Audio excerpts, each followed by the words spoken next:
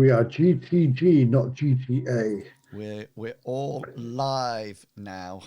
So watch your P's and Q's. Yeah, hello everyone. Welcome to Mythras Matters, a fantasy role-playing game based on the percentile dice. So it's a D100 system. It's a system that has no levels, but has really epic combat, spell casting, and fantastic opportunities for narratives and role playing. So, welcome to tonight's session. I've been joined, as always, with the famous threesome. I was just thinking, I posted a picture in the Discord for Mythras Chat. Did you see it? No. I found this picture from a map, and I could see, I think Mr. Pickles, Bartleby is there, I think. Can you see it in the Mythras chat on the Discord? Yeah, I just got there. Yep, Bartleby's right down there, the southernmost person there. Yeah, and then it looks like Gulliver's there. Oh, I remember this. We had gone through the alleyways and we followed the map, and that's right. That's it. Hengist is puzzled there. about this a lot. That's like episode 4 or something, isn't it? Well, it's quite a way in, because I think it's in search of the Templars. That's what I think. Yeah. Who's the person? person? See a little dog there. Yeah. I wondered if you saw the dog. I see a dog, and I see a man very close to a dog. Yeah, and who's the person? Who's the person behind Gulliver? I forget his name. I know it was very Oki. Oki. Oki? Yeah. Oki. I wanted to say Odie, but that didn't sound right. Yeah, that's Oki. And I think there was something about the moons that opened a trapdoor in the middle. I think we got really confused about that, because I want to say what helped was we triggered Witch Sight, and then we were able to see the clues or something. Yeah, I probably felt sorry for you. I think I got too obsessed with the moon cycles, and I was being like, no, I got this. My goddess make me understand. The light moon parts are the good parts. All I'm going to say is when I'm moon, there's always revealed a backdoor. That's our sorcerer. This is us going on from last week's poop deck, isn't it? Oh. Mindset is still there, yes. Yeah. Well, we're still there. So, right, before I give a brief synopsis of the story so far, I'm going to allow the players an opportunity to say who they are and who they will be playing. And Mr. Pickles, we always start with you, so take it away. I am Mr. Pickles, as some people might know, and I play Bartleby Fumus, our team's theist. You've never heard. He's very enthusiastic about helping people, about healing, and through his goddess, he's able to do a lot of healing spells. If anybody gets diseased or poisoned, I can help them avoid an overdose, Cyrus. He knows a lot about helping people who are in throes of fatigue, which is helpful, I think, in the sense that a lot of the priests are generally up late at night worshiping the moon, so they have the ability to stay up all night. Or at least a little bit longer. He doesn't really have any combative spells, but if you've seen last time, he can give people might to make them stronger against foes, and he can use a shock from his goddess. It doesn't hurt anybody, but it does stun them. So Bartleby's defense is disabling his enemies. Besides his spells that he gets through his goddess, he also knows a lot about the history of the land, the monsters of the land. He's obsessed with goblins, and we found some, so they are real. He's learning a lot more about poisons to help identify what kind of overdose somebody's having. He's got a generally good reputation. He's friend of the guards, savior of the slums. So a lot of people like him, and a few people hate him. And with that, I'll throw it over to Captain Kangaroo. All right, hey guys, I'm Captain Kangaroo. I am playing Cyrus Alias tonight. He is the badass, the bad boy, whatever. Everyone assume his role in the group is. He's pretty much, he's the Fonz. Let's just say it. Anyways, he is a member of the Order of the Phoenix. He's a sorcerer that can kick ass himself and with magic. So he's kind of a jack of all trades, really. truly just a member of the group that's just the foundation, you know. No, I'm saying all this, and then like Mel kicks his ass today. Yeah. And you know, he did well. No, he's kind of at least for this plot, this part of the campaign, he plays a major role because a lot of it seems to be based off his own rivalry versus the antagonist, and the group seems to be okay with it because they think that in the end it might benefit them in any way, and most likely it just benefits in getting Cyrus to shut the fuck up.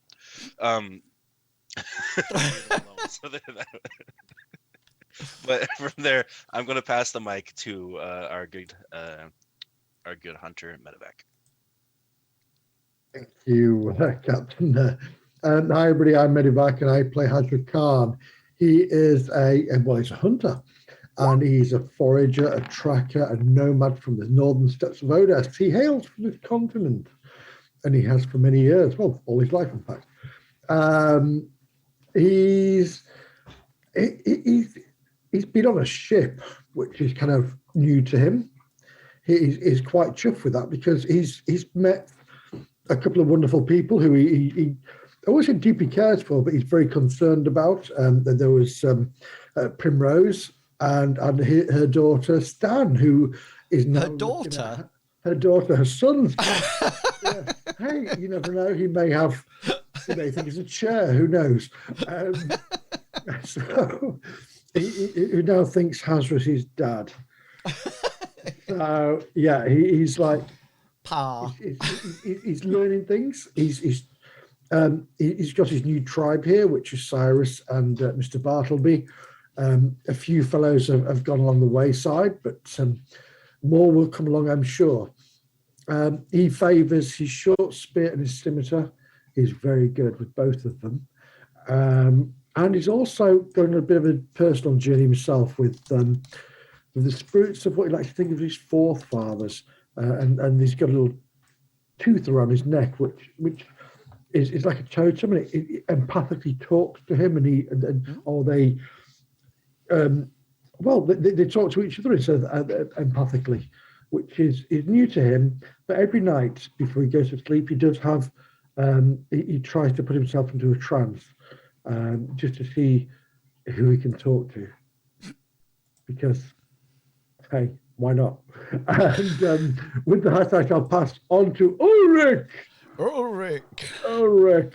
I did think Captain was going to pass on to me then instead of you, Hazra, but obviously no, not. We switched it up this week. We go the usual route. So, and can you see, I was testing the screen to see whether or not the skill window was on the stream properly, and Ulrich rolled his boating and got 99, which would be a fumble. So I just hope that's not the start of something. This is the fumble session. We're going to a ship. You don't have to swim to it. Yeah. I mean, his skill is only 22, so I mean, he's not that good. On the plus side, weren't we on land anyway? Yeah, yes, you are. That is true. I'm going to move you in a second. But I was just thinking, Captain, this is going to be a little bit like you playing a sorcerer against me playing a sorcerer, isn't it? It's going to be like a combat of wits. Who's better at playing sorcerers? And spell knowledge. Yeah. The only difference, though, is I have, at least on my end, I have Mr. Pickles to kind of like put both of us in timeout. You know. Yeah. Yeah. Yeah. With his what's that famous quote? You have an army, but we have a pickles. We have a pickles. I feel like you guys are overestimating how helpful I can actually be in situations. Well, I just think neutralized magic is going to come into this. A lot, yeah. Yeah, but I mean, like, I have 2 action points, and that's where I'll leave it. That's what I was going to say as well. You have a luck point if you want to buy another one. Yes. You could do, just in case. So brilliant. So let me first of all start by saying that if you would like to support the players and their characters in any way, then you can hop along to somewhere called Streamloots, where there is a special set of cards purely for Mythras. When you play these cards, you can say who you want them to, who you want the benefit to go to, and that person, that player, and that character can then have things like an automatic success, or they can automatically switch the numbers, or get an extra luck, or divine blessing, or even make me as the GM fail a roll automatically. So do pop along to Streamloots. The actual link is in the chat now, and for the next 45 minutes you can get a discount there by using Streamlots, since it's Streamloots anniversary parties this weekend, so they're giving a discount every 4 hours. So that's available for the next 43 minutes, then a new one will come out. So do take the time, go out and support your favorite players and characters. Nothing could be given to me. I know I might be your favorite, but you know, just go for your second favorite in that sense. So the party, well, the party feels that they're on a road to doom, I think is safe to say. Melanie, who is Cyrus's arch rival, who he recruited into this order himself, actually has stolen the book of the Red Order, the Order of Phoenix, and has dashed away with it, accompanied by a man in black. The party believe that this is sorcerer of the Black Order, the Order of the Lich, and that they are heading away to do something with the book. The party have travelled via ship right the way up to a place called Winvine. Thank you for the raid for Maglaw. Hi Desi, I hope you're looking good and feeling fine. You as well, Maglaw.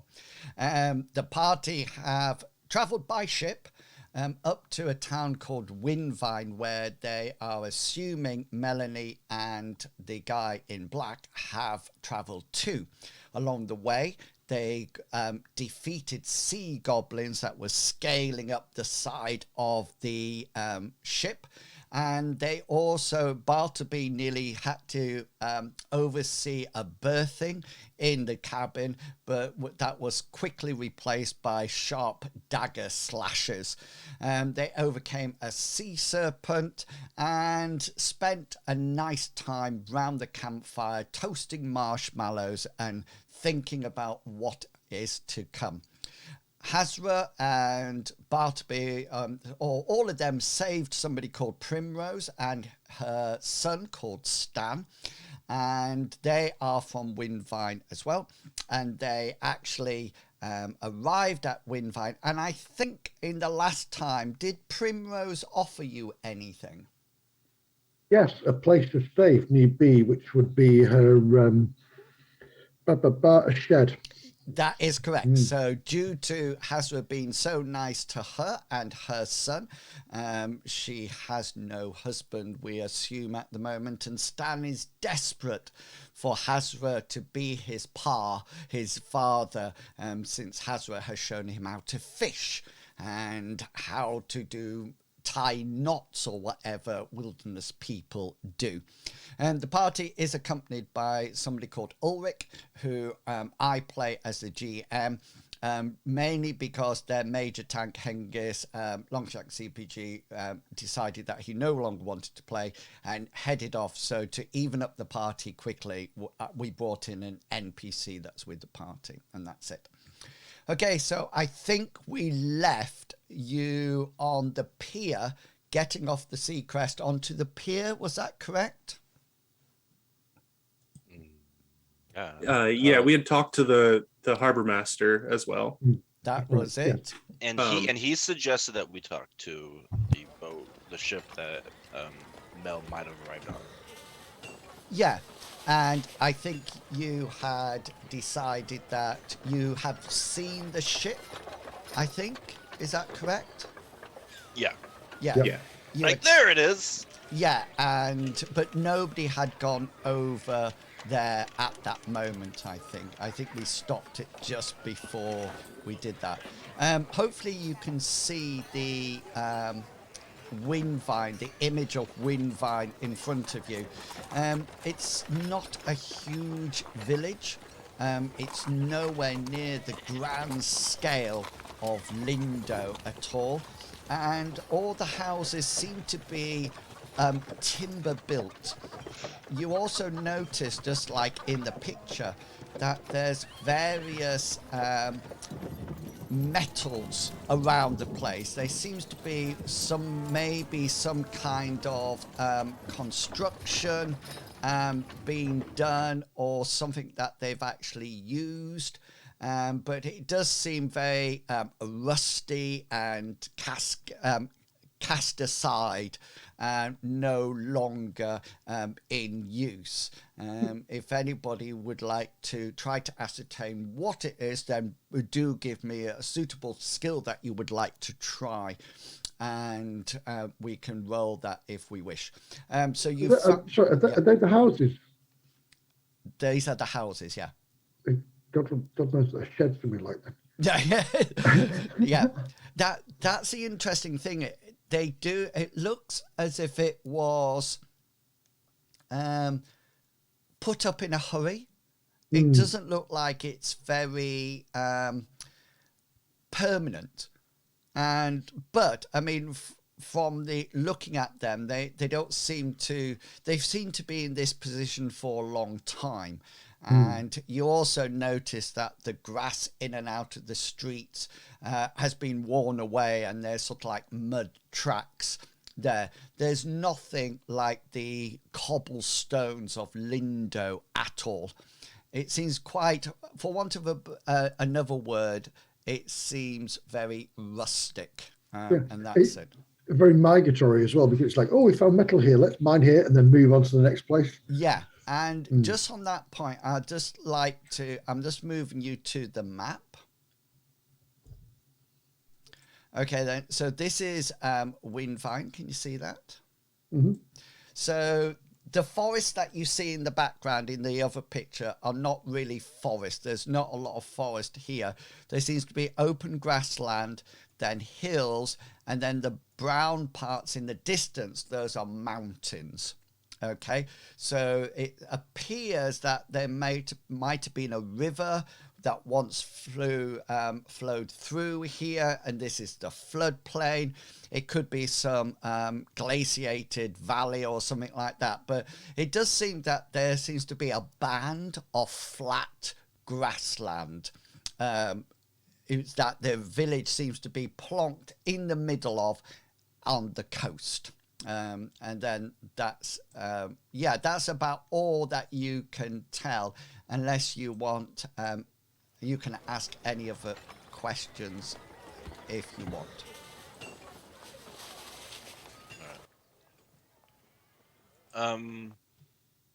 Biggest thing, I guess we should approach the ship that we're supposed to. I think the plan was to talk to the captain. Yeah. Okay then. So are you all going together? Who's taking the lead on it? Who's going to be doing the talking? Let me know what everyone's doing, and then I can decide which order to play it in. I'm going to stay off the ship, and I'm going to keep watch, if that's okay. And Okay. make sure nobody follows up behind. Onto the ship, yeah. And then It'd be good to notice like who might be trying to pay attention to us. Because I feel like a problem we might run into here is that people hear that we're looking for Mel. They know our faces as well. And then tell Mel immediately and be like, hey, so these people are looking for you, and one of them looks like a weird priest. We don't want that. One of So if them's you- wearing the same robes as you were wearing. there's nothing more aggressive and more terrifying than someone who looks like a weird priest. Of interest, Cyrus, your robes aren't on you as a... No. You can take them off and wear ordinary clothes if you wanted to. he can do. Yeah, I'm wearing. That's the plan when I arrived. Is that I'm wearing regular common clothes. Yeah. So the orders state that you have to have some kind of identifying feature or piece of equipment. So if you remember, Gulliver used to have a Kraken pendant that he kept underneath his lapel. Cyrus does have rather recognizable hair, though. Yeah. Also, my underwear is red. Well, that shocks me that he actually wears underwear. I know, it shocks me too. You know, one in Rome, right? I did think you were going to be one of these people, you know, that just went commando all the time. Well, usually when his robes and when there's definitely some airflow, then yeah, for sure. The airflow makes it a yes. Yes. Let the cloister bells ring. No. Yeah. These pants might as well already be underwear. No, so it's weird that it's weird that Primrose. Yeah. Go ahead. Hazard, when you're waiting off the ship on the pier, are you hiding at all, trying to keep out the way, or just sort of like propping up a side of a wagon or a crate? No, I would try to be natural and maybe talk to a merchant while looking around. I'm fairly comfortable now talking to merchants.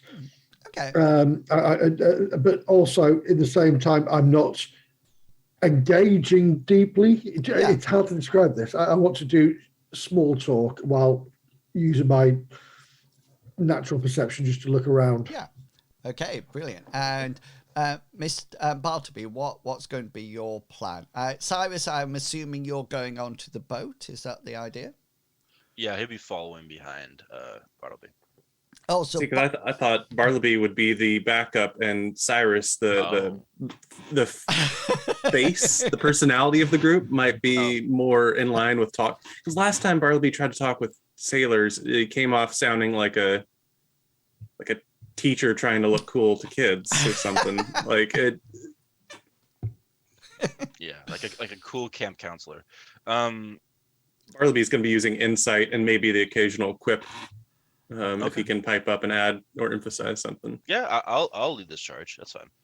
Okay, so just to let you know, Primrose and Stan have left you and they've headed to their house. And Hazard, they've given you directions to that house if you would like to take up the offer of spending time in the stable. You know, if something miraculously is going to happen tonight because there's no room in the inn, you'll have to sleep in the stable.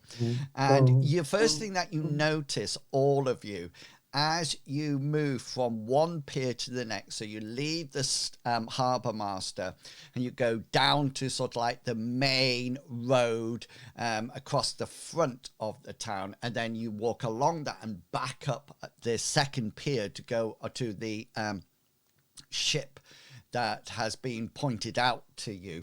You do notice a few things as you walk. Number one, everybody seems to be busy, but not that busy.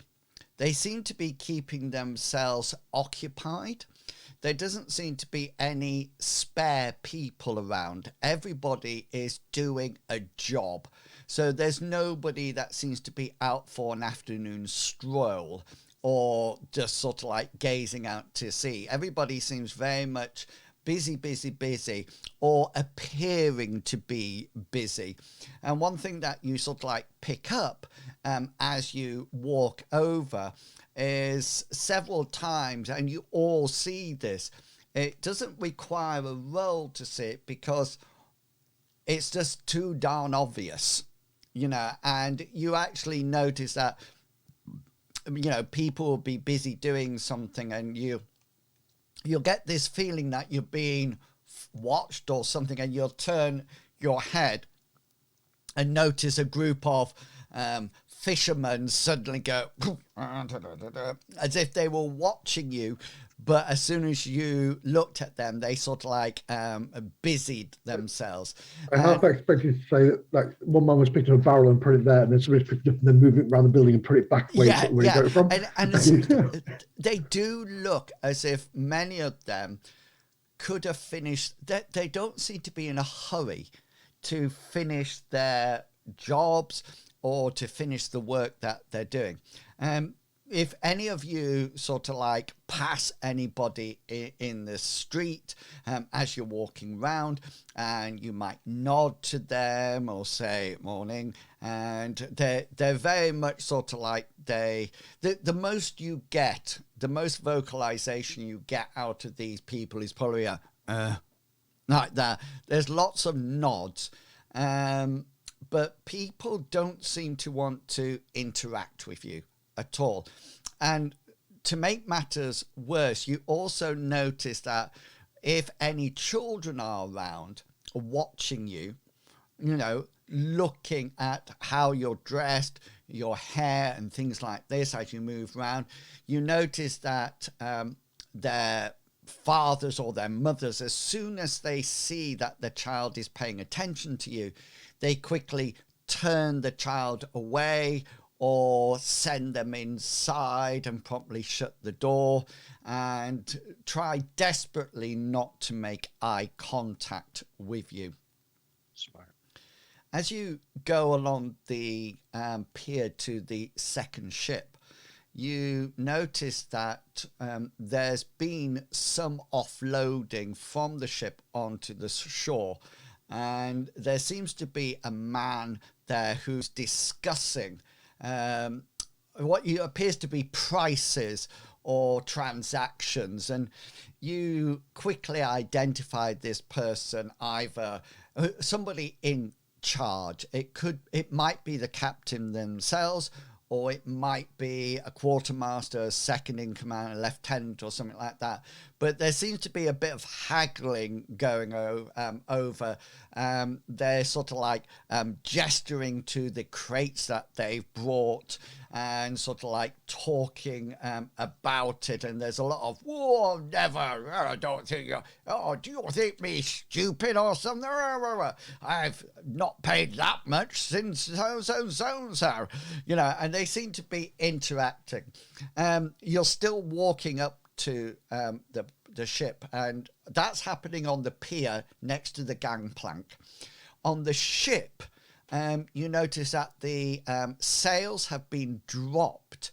They seem to have been detached from the actual masts, and they're sort of like lying on the deck of the ship, and you can see that there's some sailors that seem to be either mending them or searching among them.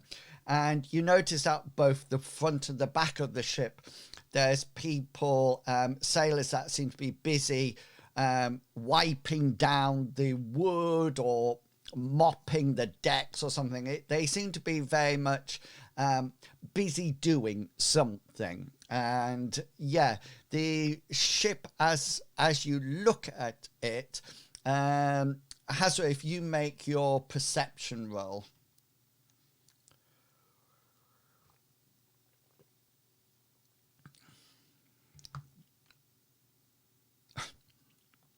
Brilliant. So you notice that as you come closer and closer and closer, all three of you, the top of the deck seems to be fine, and so do the sides. But Hazra, as you're walking up, you see there seems to be 2 or 3 men in a boat down over the side of the pier. Near the front of the vessel, and you notice that they have like loincloths on, and they seem to be spending time diving under the water, and then they wait for a while and they come up again. So you were probably on that left side of the pier and could see this happening, while Cyrus and Bartleby were on the other side. Yes, so Cyrus and Bartleby. Hazra, you can stop wherever you want. That's not a problem. I will do. I'll find a nice little cart just to stand next to.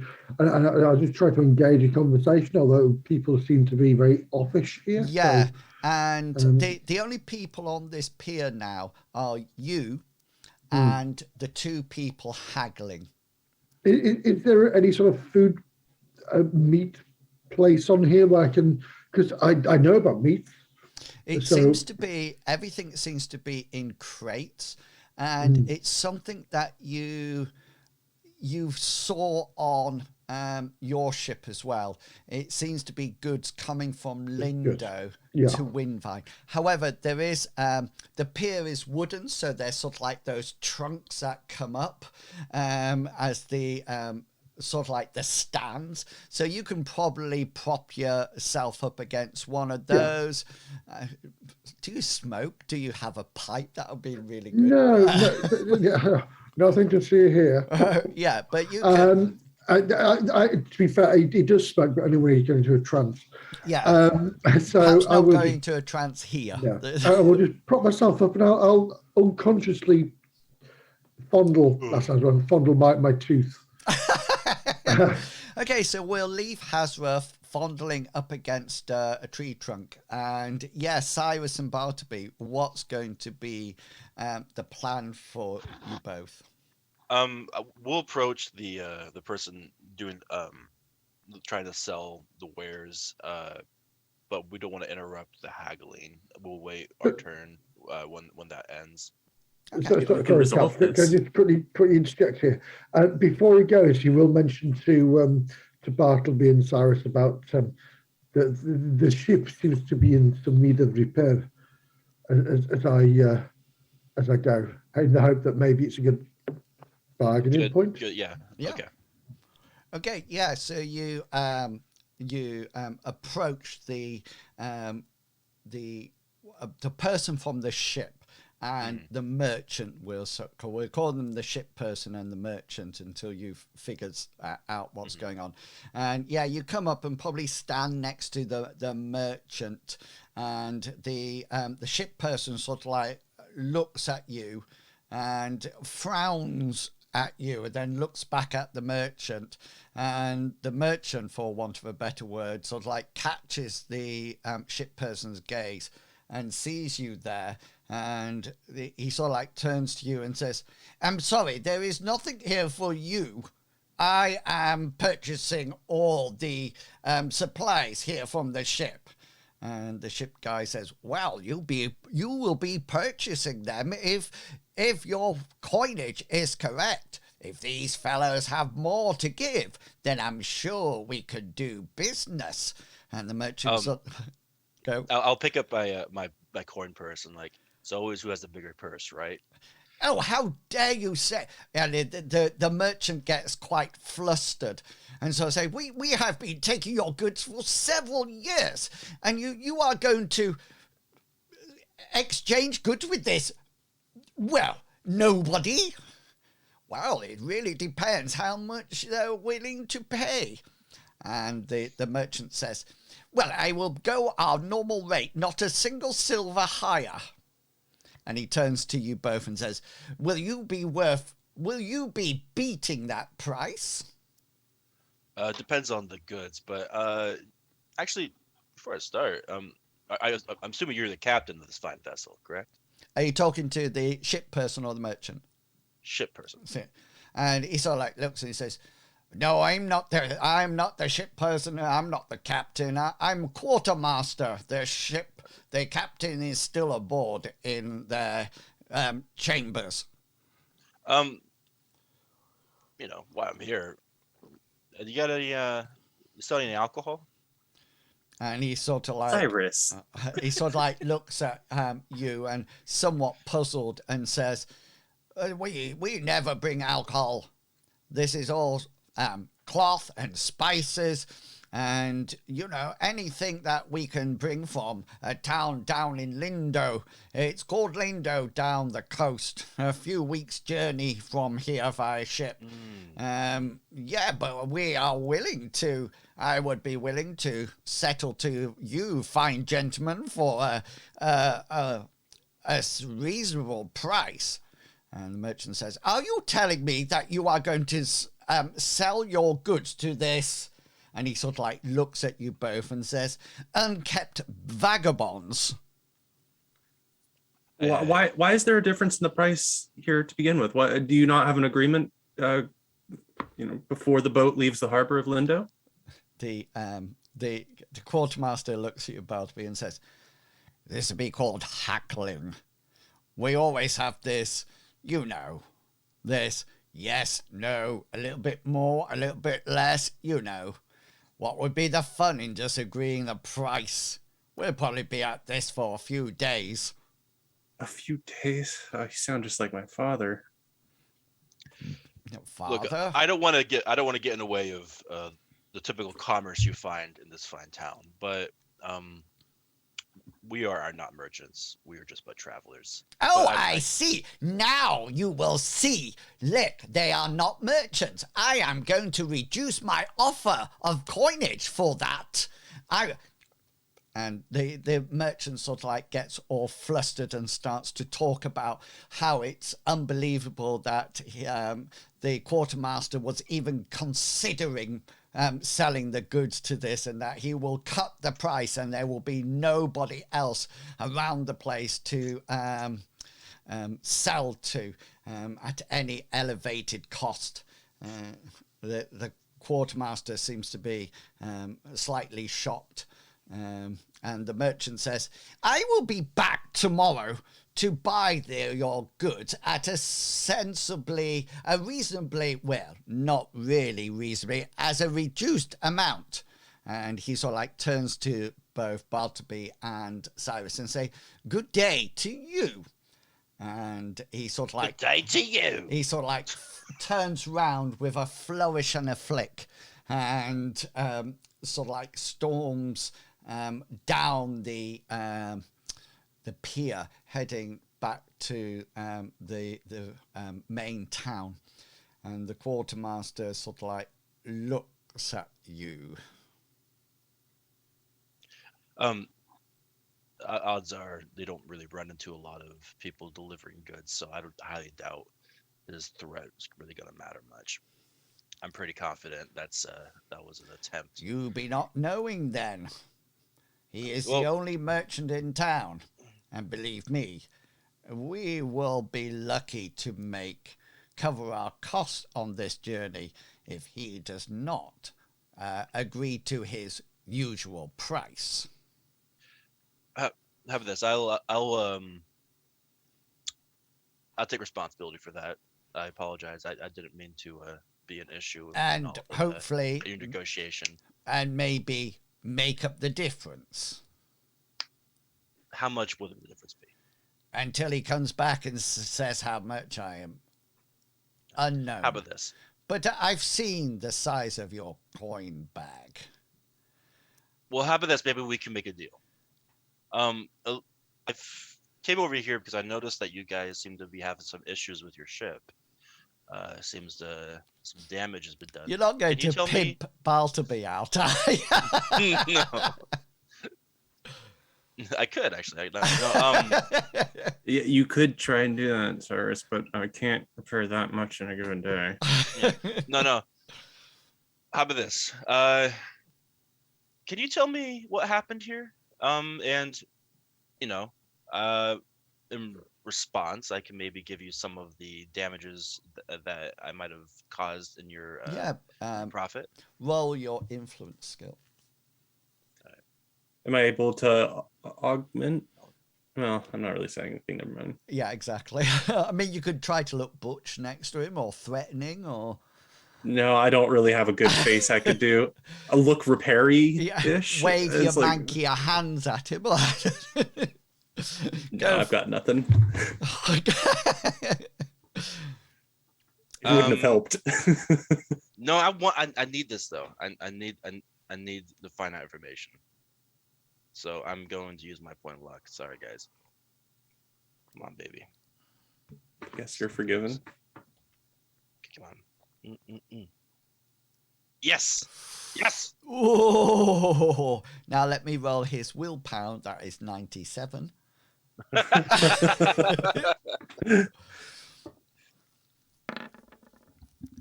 And he sort of like looks at you, and he sort of like says, I'm prepared to make a deal if that's what you would like. 50 silver pieces.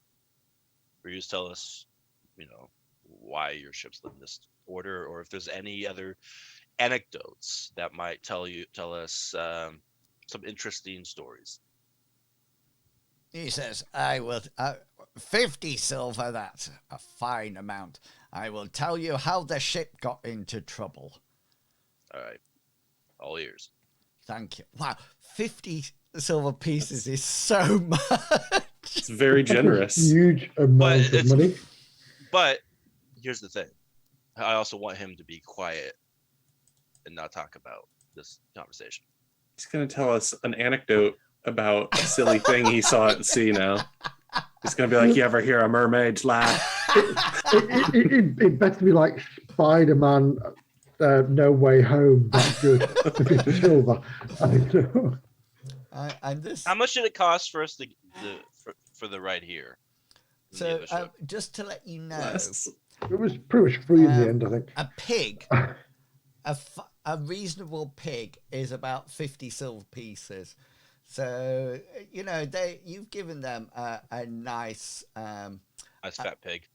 Yeah, I mean, if you were looking at, say, an accommodation, say, then you, I think so accommodation as it stands, I think you have, you bought your own house, didn't you? I did. I've got a cottage. Yeah. And then you moved. So to another one that, but you can actually rent a house or apartment for 1 week as of a reasonable quality for 50 silver pieces. So he's happy. He is more than. But happy. I want him. I want everything he knows about Mel, essentially. Yeah, he'll give you what he wants to give you, I think. But first, you must listen to my tale. You will now tell me everything. Right. He sort of like gestures. What social security numbers? Yeah. He sort of like gestures to some crates and says, "You better be sat down to hear this story." Here's some stockings so you don't get deep drain thrombosis. Yeah, he sort of like looks at you and he says, "The ship being the state it is since we hit a rather violent storm." Oh, you want me to react to that? That's the information. We also hit a violent storm. Tell us more about this violent storm. How weird was it? It was very violent. High winds, lightning, rain. We were the lucky ones. Now, as the quartermaster, you're probably very much aware of what was on your ship and who was on your ship, correct? Correct. Any weird stowaways? Any weird travelers with you? He sort of like says, "We had passengers, but more about the storm. Okay. It raged for 7 days and 7 nights, lightning piercing and splitting the sky. It was windy and rainy and very wet, and we were the lucky ones. The other ship was not so lucky, as its name might have said." I'm talking about, is it the lucky lady? Talking about the people that we rescued from the wreckage. Yeah. There were people to be rescued? Of course. Amriel guided them to us so that we could save them. Amriel being.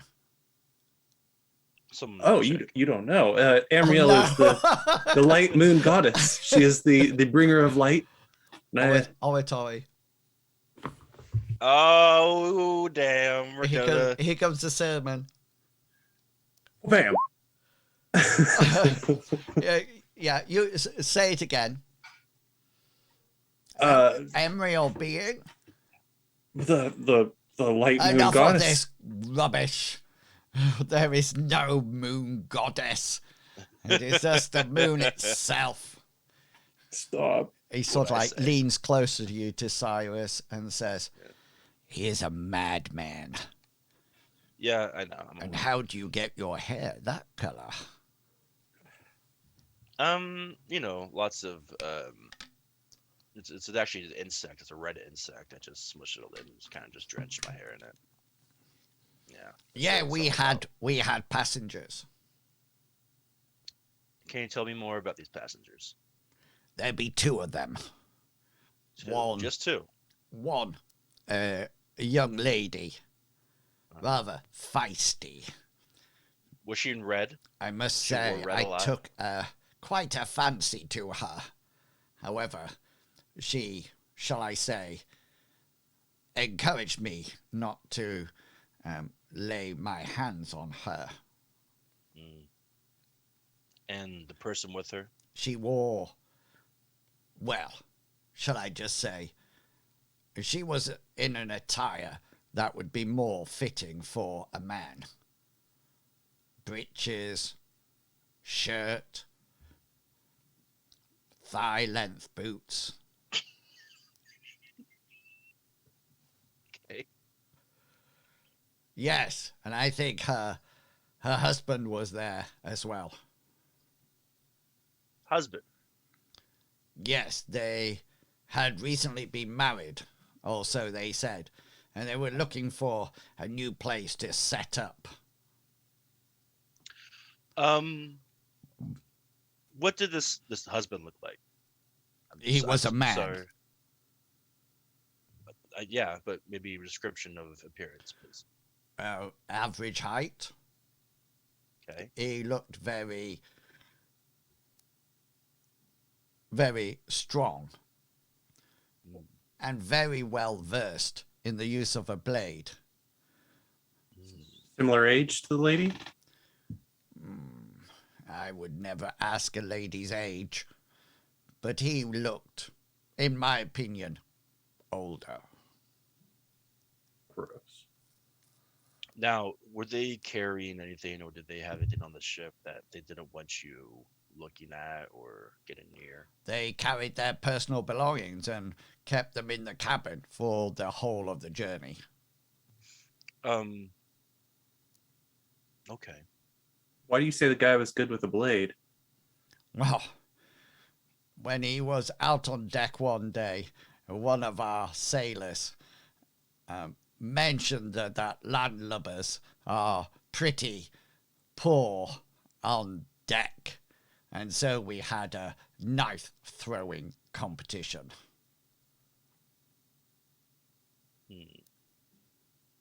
Let me tell you, 3 blades, all within the bullseye, one after another.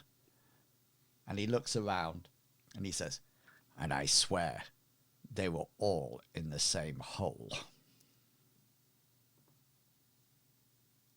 Okay.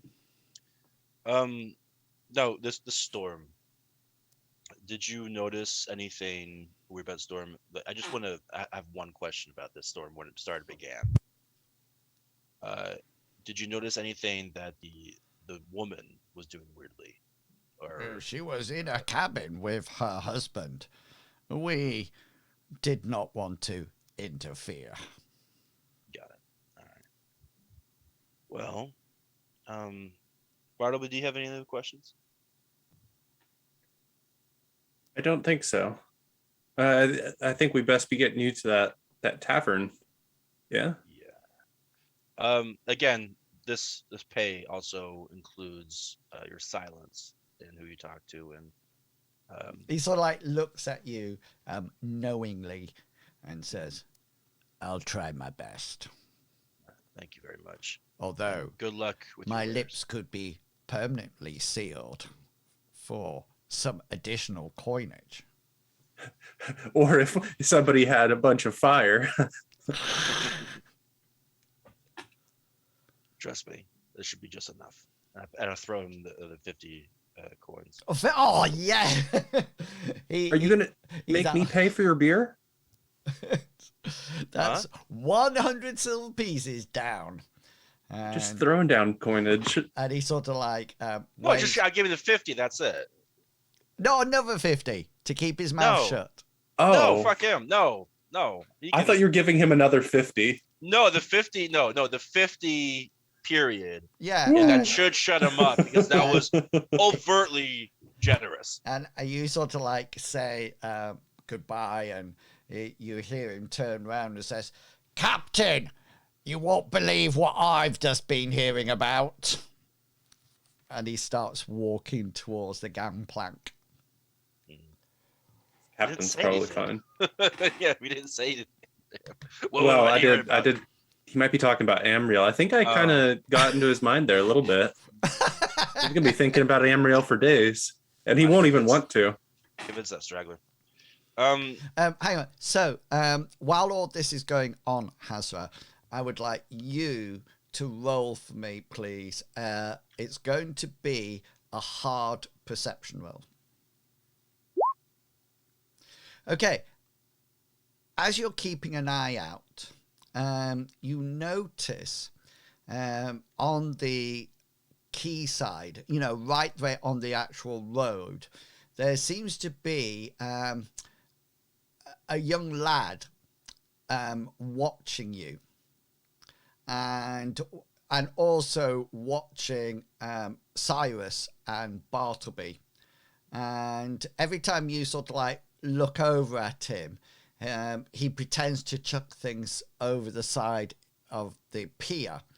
And would you like to do anything before the conversation finishes and Bartleby and Cyrus come back to you? When I see the boy's eyes go switch to Bartleby, and He seems to be watching you all, yeah. yeah, I'd just like to maybe just turn and move behind the building so I can get maybe use my common sense, maybe try and get behind the boy. So you're out on the pier, Yeah, and he's on the road. yeah. Oh, so right. So the pier, then the right. Yeah, Sorry. so you would have to Gotcha. go down the pier and past him to get round him. Ignore that. I'll just nonchalantly nod at him. Yeah, when he and looks at me. as soon as you nod, and he sees that you're acknowledging him, he turns and sprints off the quayside and down by the side of a house. Yep. And then Cyrus and Bartleby, you meet up with Hazra. We have some good news, Hazra. Well, I have some good news too. We also have bad news. Oh. We know just slightly more. I can maybe turn my good news into maybe bad news too. Okay. Well, who wants to? Do you want to share your bad news first, or? We were being watched while you were talking to the man over there, a young boy over there. I thought it best to, in case he was listening, to maybe just warn him off. So I nodded, and he ran over there through that alleyway to those buildings. Okay. So yes. So we know that there's only one other traveler with Mel, and we know that he's probably not a magic user because he's more endowed with the blade than anything. So Bad news is he's really skilled with blades, throwing knives, and And I don't want to be accurate. stabbed again. Cyrus is a sorcerer and carries a massive glaive. Yeah, glad. yeah, But, but It Well, doesn't I'm- really follow. I mean, Didn't Gulliver also was very good but with stones? Cyrus also knows that the Red Order is the only order that really has They are a- the a battle branch force. mazes, but Yeah, exactly. Gulliver We're the had a we're the weapon. martial fighters. Yeah, all Did he mages use will have them? weapons. Does he use it? What did he have? Stones. Yeah, he had slingshot. Well, because he I had mean, a, Bartleby can throw rocks. he Yeah. had But you heal people when you do that. yeah. Gulliver carried a bullet, a stone that he fired at a scorpion in the sort of like the first scenario that actually hit its head and did the dying shot to the Yeah. scorpion. So Gulliver always carried it around with him, saying it was his lucky slingshot stone. Oh yeah, He also had a Always- cooking pot that he used to put on his head yeah. Why? That's because it would Sort be of armor. Yeah. It's just not really like wearing Could a battle could he helm. not find a helmet? Well, no, because he couldn't actually lift Hengist's sword. No. If it was that weak, if Hengist gave him the sword, he wouldn't be able to move. Yeah. So while I- Cyrus is tiny, Gulliver was weak. Yeah, that's okay. I always find I always like hearing about Gulliver's travels and stuff. No, well, the thing you got to remember is, although mages are very powerful, they always have a backup weapon too, because magic doesn't last forever. Correct. Yeah, no, I get that, but that's the thing is it's a backup weapon. They're not also really good with that weapon. It's Backup. mostly as a backup situation. What? My backup is literally friend of the guards. Yeah. God, Like, God. if I run out of magic, please. what am I gonna do? Lore history them to death? Well, yeah. Depends how well your oratory skill goes. And you're asleep, and you're asleep, and you're Yeah. asleep.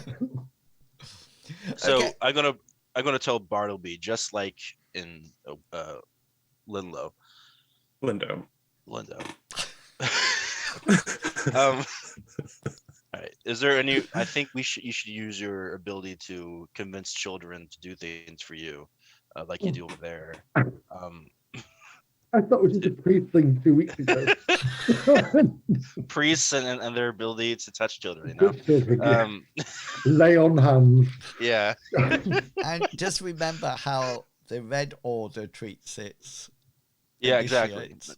Yeah. But maybe we can try to. There's a lot of children running around. Maybe we can use them to our advantage Okay. as a sort of a form of recon. Maybe we can get some information of where Mel is Now, staying. this has happened before because Bartleby managed to persuade 2 children to. The docks of Lindo. Yeah. Is that not That's correct? right. Yeah. That's right. I did do that. It is You did. Mick and something else. Yeah. All right, mate. How you doing? Cheer up, Kane! Yeah, right. I don't okay. trust children in this universe. They're always scheming and stealing. And I think really we just need to go to the tavern that we've been told is in this town, or the inn, I think it might have been called, to at least try and talk to people more there. We might find people who are actually talkative, whereas everybody else here is either out of town on a boat or a grumpy merchant or a very grumpy citizen. So we're not going to have as much luck probably talking to the grumpy citizen children. Okay, that's fair. They're Now, going to steal more money from you. Can you at least change out of your robes to something more not obvious that you are high Says the guy priest with of- the red hair. I can't control my hair. We just like shove it in Could mud shave. or something. No, we could shave your head. I've got a knife. No, we're not gonna shave my head. That is a prime example of how gorgeous I am.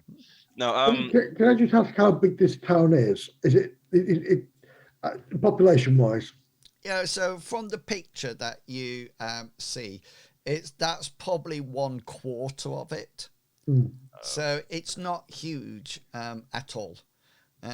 There's 24. So it's about 100 But- people. yeah, there's probably a lot of people who live outside on the outskirts of town as well, though. No, It's well- a farming town or whatnot.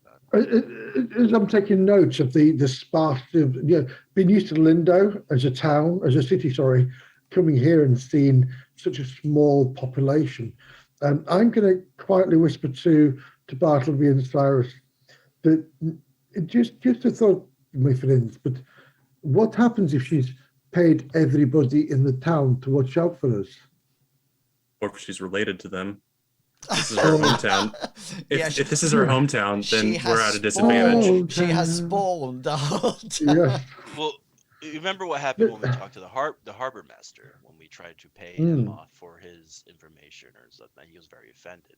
These people are hardworking people. If you're paying everyone off, they'll probably get offended and do the opposite and tell her to go kill herself.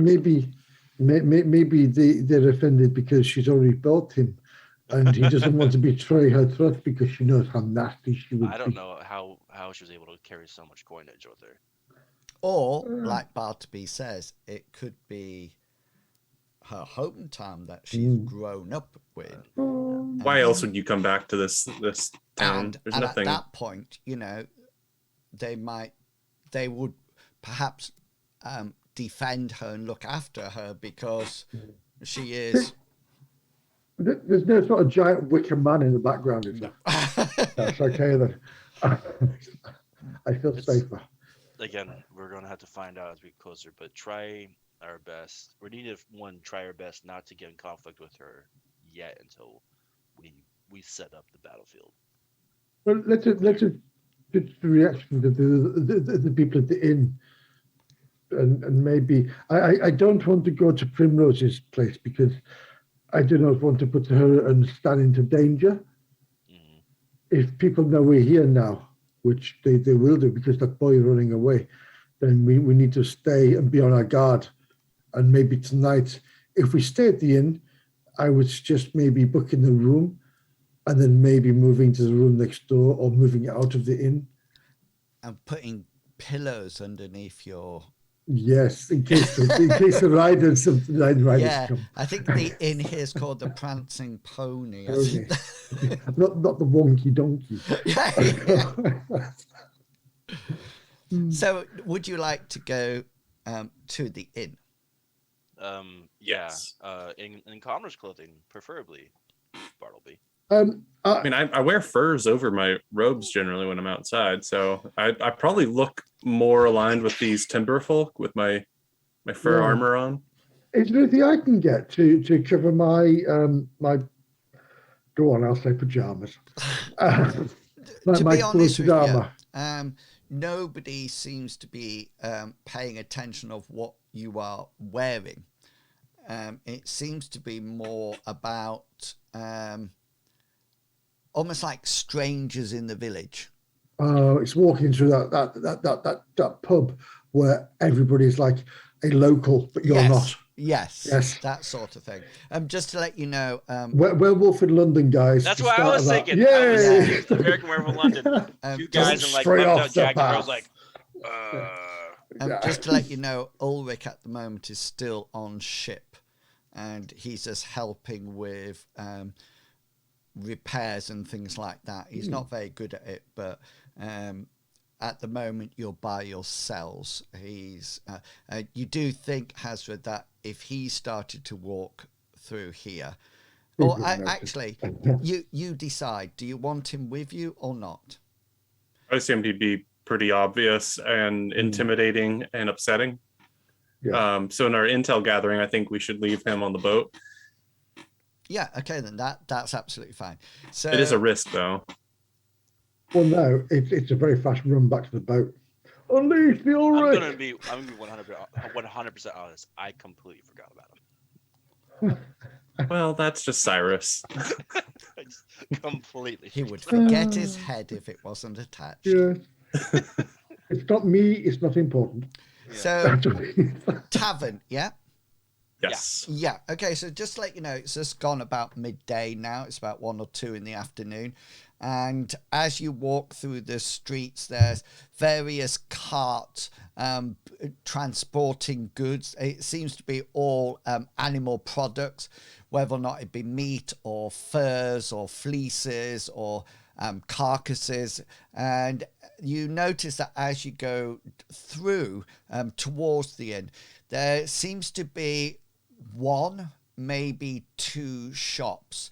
They seem to be almost like general hardware, one of them, and the other one seems to be everything else. So one seems to be selling tools and crates and sacks and things like that. The other one is selling everything from food to poor clothing and, you know, that sort of thing. And there's just sort of like, sorry, Spoiler is playing a game. It's just popped up on my stream called Genital Jousting. Oh yeah. Yeah, and Is that a game? Yep. yeah, but well, I don't want to know. Please don't know. Like typically when I play the game, I'm no longer allowed in the library when I play the game. But no, nonetheless, yeah. no, it's not a library game anymore. No, it's not. It's just you get a couple friends that you really trust, and That's I right. don't can't want go to to the know. library anymore. Please. Just Saturday night with the Do you know, bros. at Bandcamp, it's all right as well. Okay, so as you walk through the streets, The dudes at Fight Club, but we don't talk about that. I am lost. I am completely lost. So I'm just sticking to the adventure. Okay, so I'll have to Google. Can I Google it? You best not. Okay. So you're sort of like walking through Winvine, and you still get this feeling of as if you're a stranger in the town. And people are, as you get more and more into the centre, towards the inn's roughly in the centre of the village, and the closer you get to it, the more people become less obvious. You know, some of them you actually look at them, and they are actually meeting your gaze for a small amount of time before looking down or away. And you notice that some of the women folk see you and sort of like seem to mutter, and they put their hand up like this as if to say, "You can't hear me." And several of the younger girls or teenage girls sort of like look at you three and sort of like have a giggle and then go off, and you arrive at the inn, which is actually called Sleepless Nights. It's definitely looks like an inn from the outside rather than a tavern. But you go up to the door, and the door's actually closed. Okay, it's not like saloon doors. It's just like a normal door, and it's actually closed. I would like to open the door and walk in. Like, is it just closed, or is it like closed sign, we're not open for business right now? It just seems to be closed, and you know, Cyrus sort of like tries to handle, and the door is not locked, but it seems to be it's shut. Maybe that's a better description of it. It's literally it's an inn, which is really a house, rather than open for business all the time sort of place. Do you wish to go inside? Unshut Yes. door. Okay, so as you open the door and go in, you see a very stark bar room. There definitely seems to be some tavernish furniture, and it looks like a bar downstairs, but immediately across the way you can see sets of stairs going up that obviously goes up to the second floor of the building, where you assume the bedrooms are. And as you come in, there's a rather sharp voice at you, and it's definitely a lady's voice, and she says, "We are closed."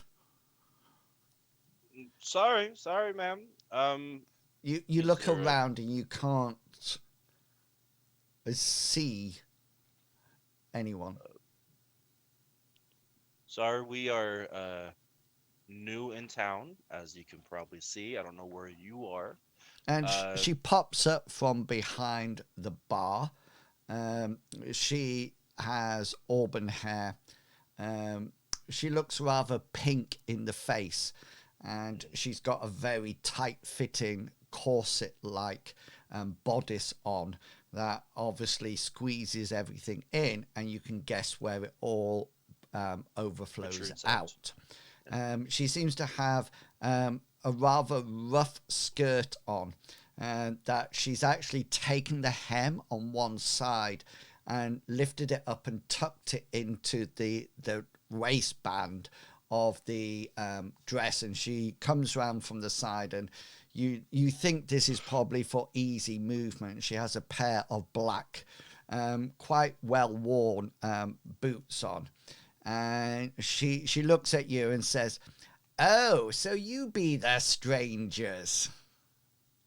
Yeah, I assume you guys don't get too many strangers here.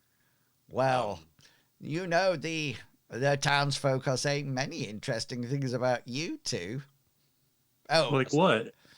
We us two. We're obviously more than just two. and yeah, she points to Bartleby and Cyrus, Oh, okay, got it. Yeah. and she sort We're of not- says, she says, "Do you know? I thought my hair was nice, but looking at yours, I'm quite envious." Just weird genetics. Now, we're not the only people you've probably seen in the last week that's new here, correct? Hello? Sorcery. She That's, sort that's work. That's work. I'm like, and she sort of no. like looks at you and she says, "Are you?" And she sort of like folds her hands underneath her ample bosom and sort of like says, "Are you trying to skin me for information, young lad?" No, I'm just. We're obviously here, venture. On a journey, and we just want And to see where if will there's you anyone be else. going? Well, north. North? Hmm. To the mines? Yeah, we've heard some interesting things. We're adventurers, so we like the adventure. And what have you heard about these northern mines? Just some interesting things. I know they're kind of closed down now, but you know, And why it's would mostly you to want to go to closed down mines? just see kind of history in the making. Also, maybe some treasures hidden, buried underneath. Yeah, Things of that roll, nature. roll for me a deceit roll. All right, then. Sorry. Hold tight. Would it be possible if Bartleby piped up, because he has got knowledge of history and he had, well, never mind. No, you don't need to. Don't need me. Yeah, I guess when I was talking history before, you listened. Yes, that makes a lot of sense. Thank you very much. Have all the alcohol you need, please. Yeah, she sort of like says, "Well, I'll believe you, but thousands wouldn't. Is it rooms you need for the night?" And wenches.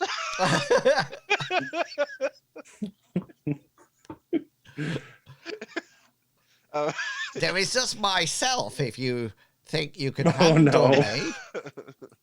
It'd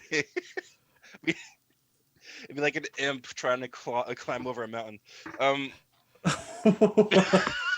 She looks at your small stature and says, "Please tell me, your prowess is made up in a different way." I do carry a long glaive. No, This town has made us all children. um, Everybody, Maybe it's the air. but obviously, we're probably not the first people you've seen here, correct? Of course you are not the first people I see here. Well, this week. It's a busy village, young man. What do you think? We're not the first people new to town this week that you've seen, correct? She looks sort of like puzzled. All right. She Let says, me kind of. "Are you looking for someone?" Possibly, yes. And who We're just, you be looking for then? I'm looking for my sister. She's she's newlywed. Her and her husband came this way, and They were supposed to meet up with them, but I haven't heard much about them. Are you Lillian's brother? Lily Ann. Well, I call her something different. She's due to be married to Larry the lumberjack. Oh no. Not His last Lily name. Ann. Larry the lumberjack. Is that a family name? I'm caught off guard, okay? I'm having to improv. No, that's one word. That's his last name. Good. The lumberjack. It's of French descent. Yeah. No. Probably not. No, not Lily. Lillian's not your sister then. No. It's a stranger. You probably noticed. They also come up here for their honeymoon. Probably There's been no strangers living in my inn. Well, apart from the community that comes into the tap room on the night, all my rooms are empty. You can take whichever one you want. The one at the top of the stairs is right next door to my own. Yeah, possibly. But do you have anything on tap right now? We have good quality honey mead, if that's what you're saying. Just a little bit of something. I'm obviously quenched with thirst. She says, take a seat. Good. All right, I'll go ahead and sit down because I'm quenched with thirst. Do you guys have any other questions? That'll be Hazra. Hazra Spear. I'm going to step out because clearly she's not seen me yet. So I'm going to try to step out the shadows that I'm in. I'm assuming. And go, hello, Mythras. And yes, possibly. Can we take all 3 rooms tonight, if that's all right? All 3 rooms? Well. Well, how much are they for a room?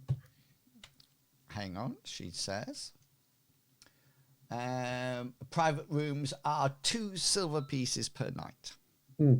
Yes, we'll take all 3 rooms if that's okay. They're rather cheap and slightly dirty and dusty, but for 6 silver pieces, what do you expect in a small village like this? Well, there is Rosemary's shed as well. No, I think we ascertained we're not going to use her Primrose's shed because it's too dangerous. So I will give her 6 silver pieces for all 3 rooms. Yeah. And for their hours now. And I also think, and maybe some food and some more drinks, if that's okay, my dear. And here's something for you as well, for your kindness for opening for us. She sort of says, well, you'll have to wait till it's supper time for the food. I've only just put the bread in the oven.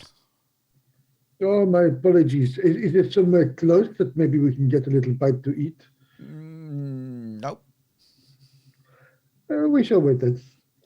That sounds like a good... Pull up a chair, sit down, I'll bring you your mead over. And yeah, I'll run a bit of a duster over the rooms just to make them livable in. The third one, by the way, has rat problems, but I'm sure you'll be able to manage. Then thank you very much. Delicious. And you move and sit down at a table, and the rest of the bar room downstairs is completely empty. You actually have to take the stools off the tables. They're sort of like perched on the table, sort of like flat side down. You take them off and sort of like sit down. And within a few seconds, not very long ago, she sort of like brings over 3 tankards of honey mead.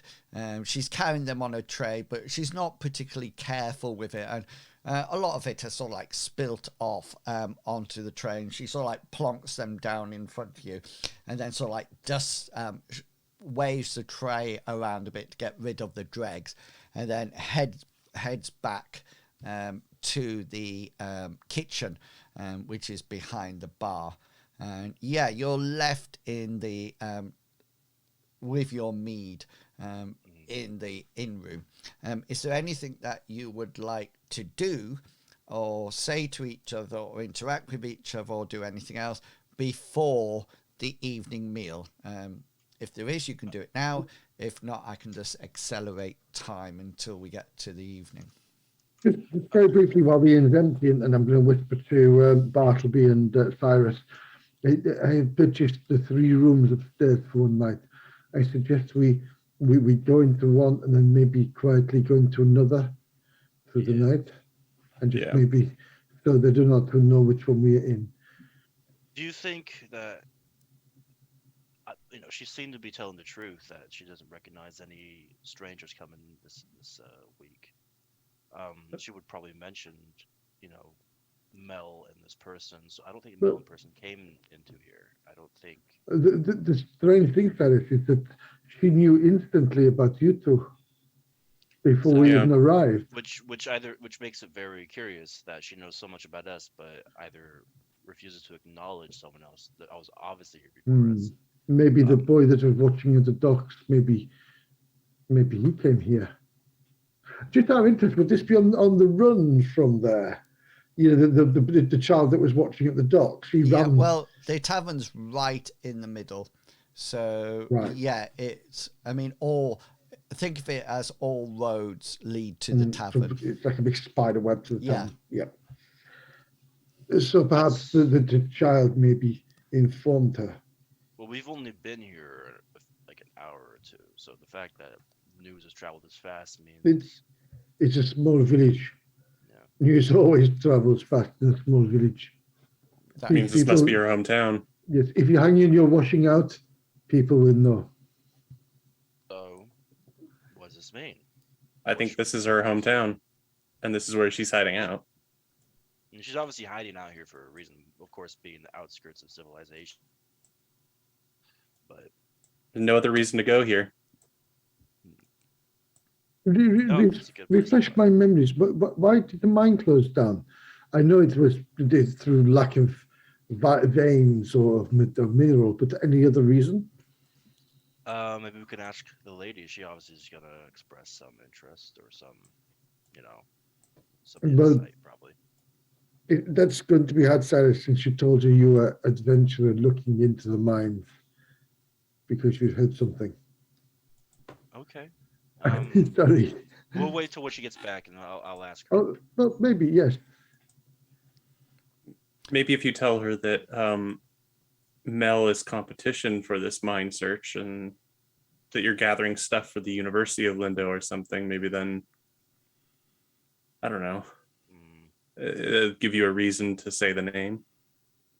But then it's a case of if this Mel is from here, would she help? True.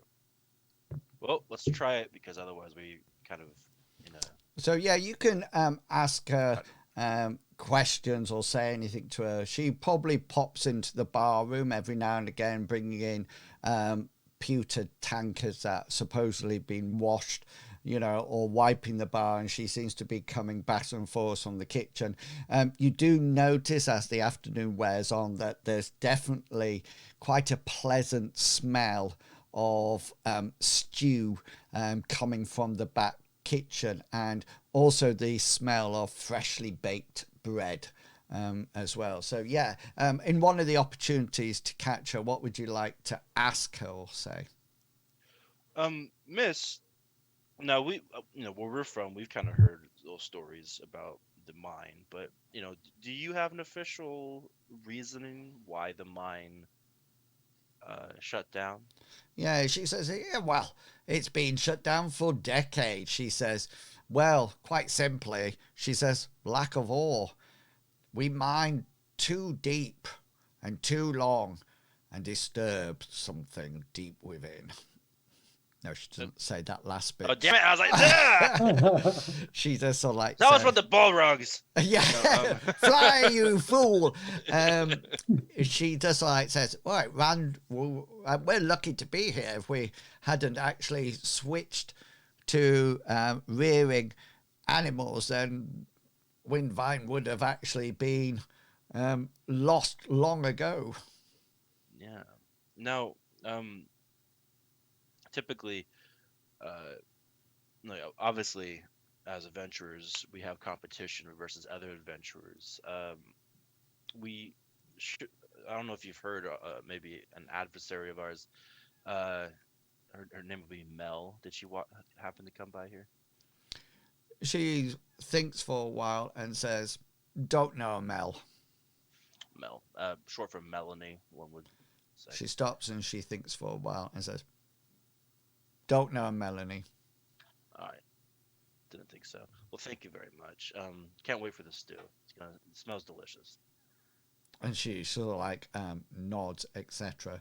And as the evening draws on, you notice that the bar room sort of like fills up as people.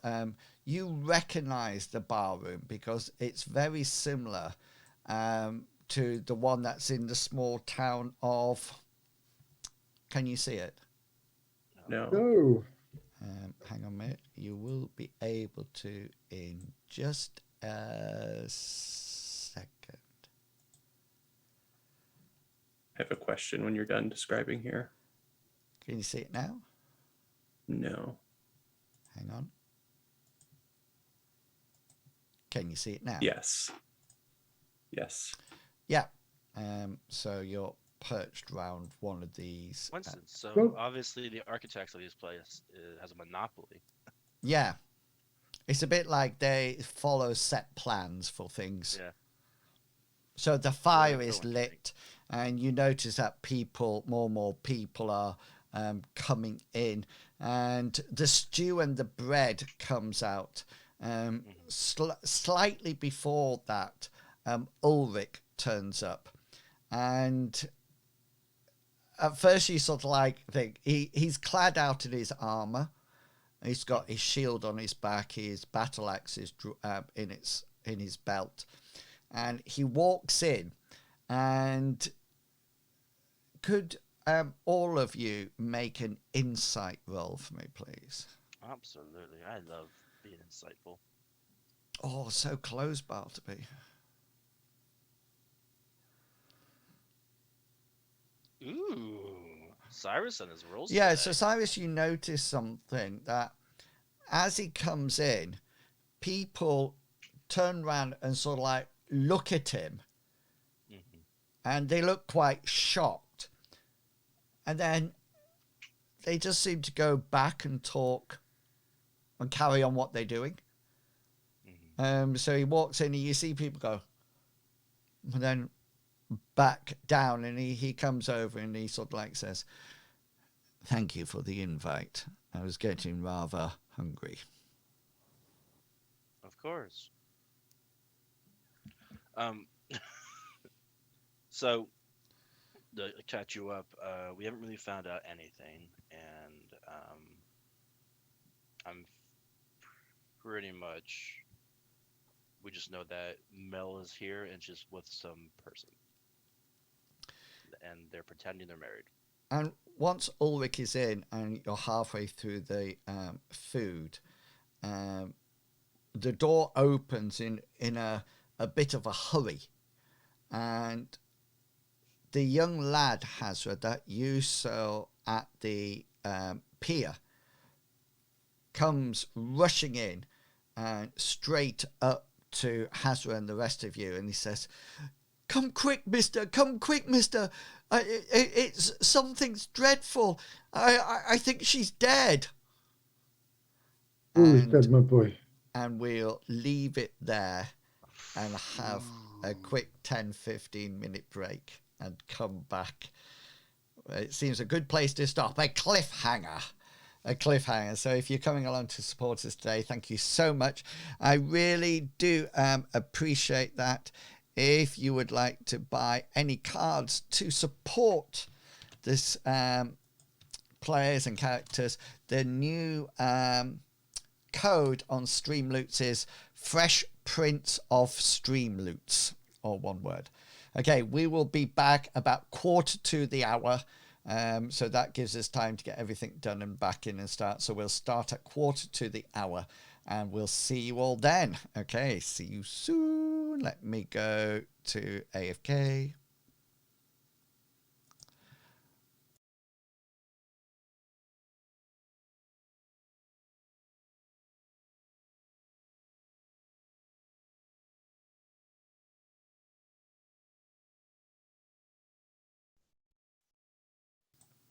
Yes, and we are back eating a variety of snacks from a burrito, pizza, toast, and a lemon puff. Yeah. Is a lemon puff a bit like an iced finger? I really like iced fingers. No, I'll show you. It's oh, come here. It's more like an Oreo in a sense, but it's like lovely cracker type based biscuit with lemon curd. I can't get it. Oh, it sounds I'm lovely. going to starve to death. So it looks like you've had your arm amputated. Because every now and then you move it back and it just disappears.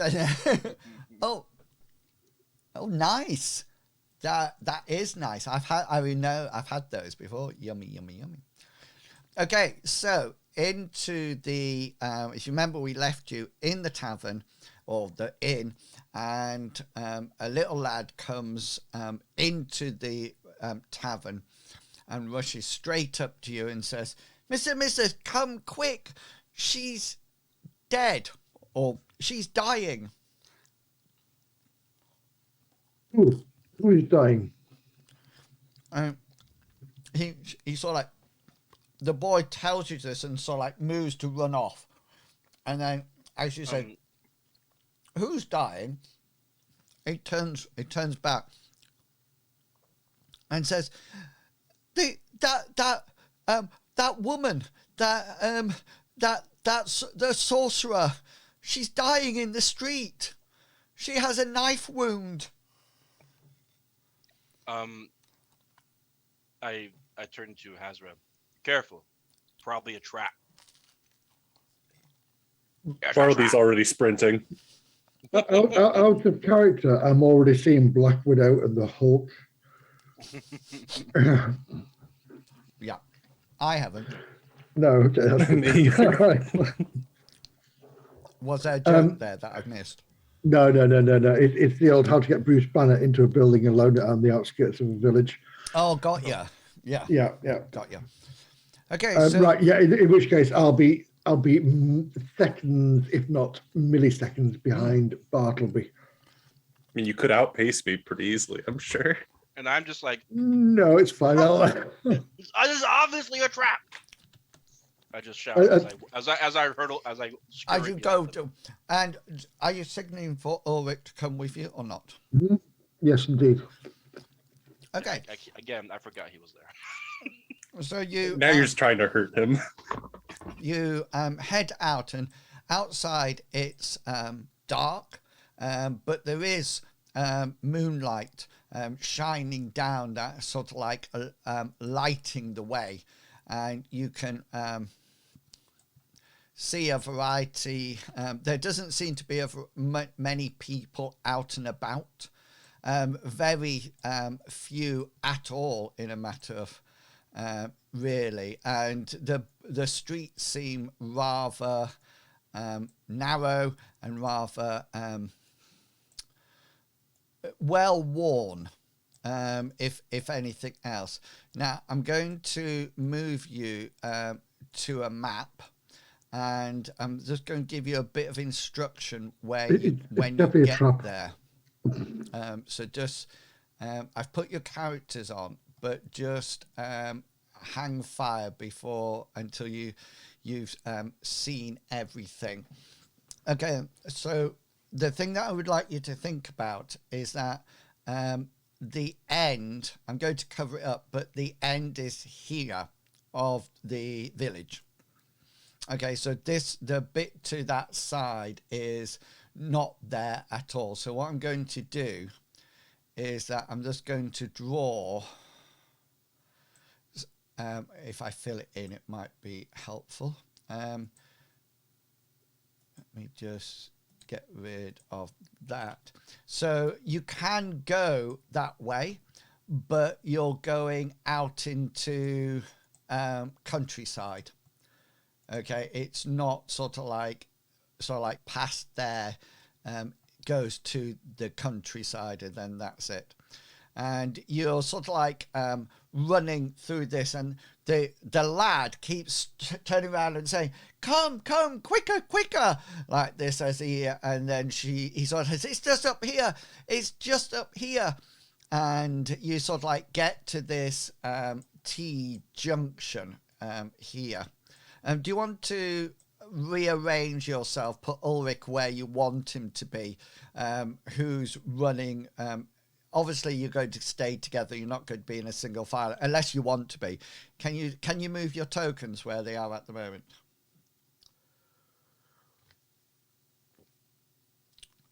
Cool. If we're going northwards? Yeah, so you're coming up to this crossroads here, but you're just at this cross, where Cyrus would be. Right, so now Bartleby and Ulrich are in the lead.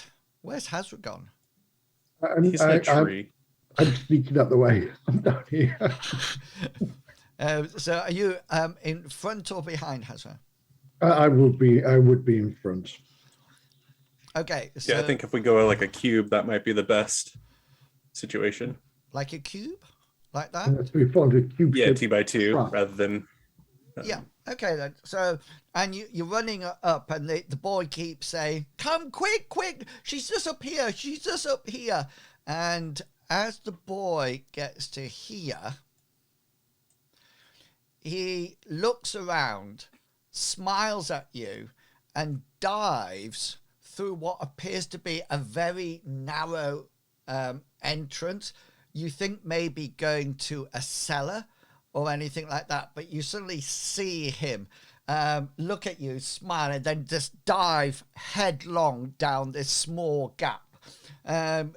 It looks like it was a tight squeeze for him, so you don't think it's going to be. Go follow him. Yeah, Cyrus should have no problem. Right? Yeah, so, well, we can see whether or not you can push him in if you wish, but as that happens, let me just drag them on. From in front of you, stepping out of the turning just there to the left. So the boy went down the tunnel. I'll just mark it on for you so you can see. Yeah, so roughly there where the pinnacle of the roof is, and he dives in. And as he dives in, two men very nonchalantly wander out. You can see from where you are that they actually are armed. They are carrying what appears to be, I think it's a short sword. Let me just check that, because I don't know whether or not. Well, we'll say it's a short sword in any case, and then if I didn't write it down as a short sword, I will change it to. Can I want these to appear? Can I whisper behind me? Save your magic on this. I think this is here to maybe waste your abilities of what you can do later on. Cool. Emerald is infinite, so maybe jot that down. Yeah, they seem to be. They seem to have short spears with them that they're either holding up as almost like walking sticks or walking poles, or just sort of like casually holding it in their hand. You do notice that it appears that they have some armor on as well.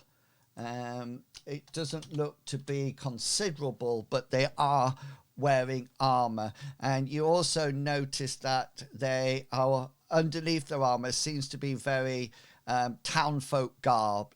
It doesn't look like they're not soldiers or anything like that. And they sort of like step out and sort of like come into the street, and he goes, one of them goes, well, well, well.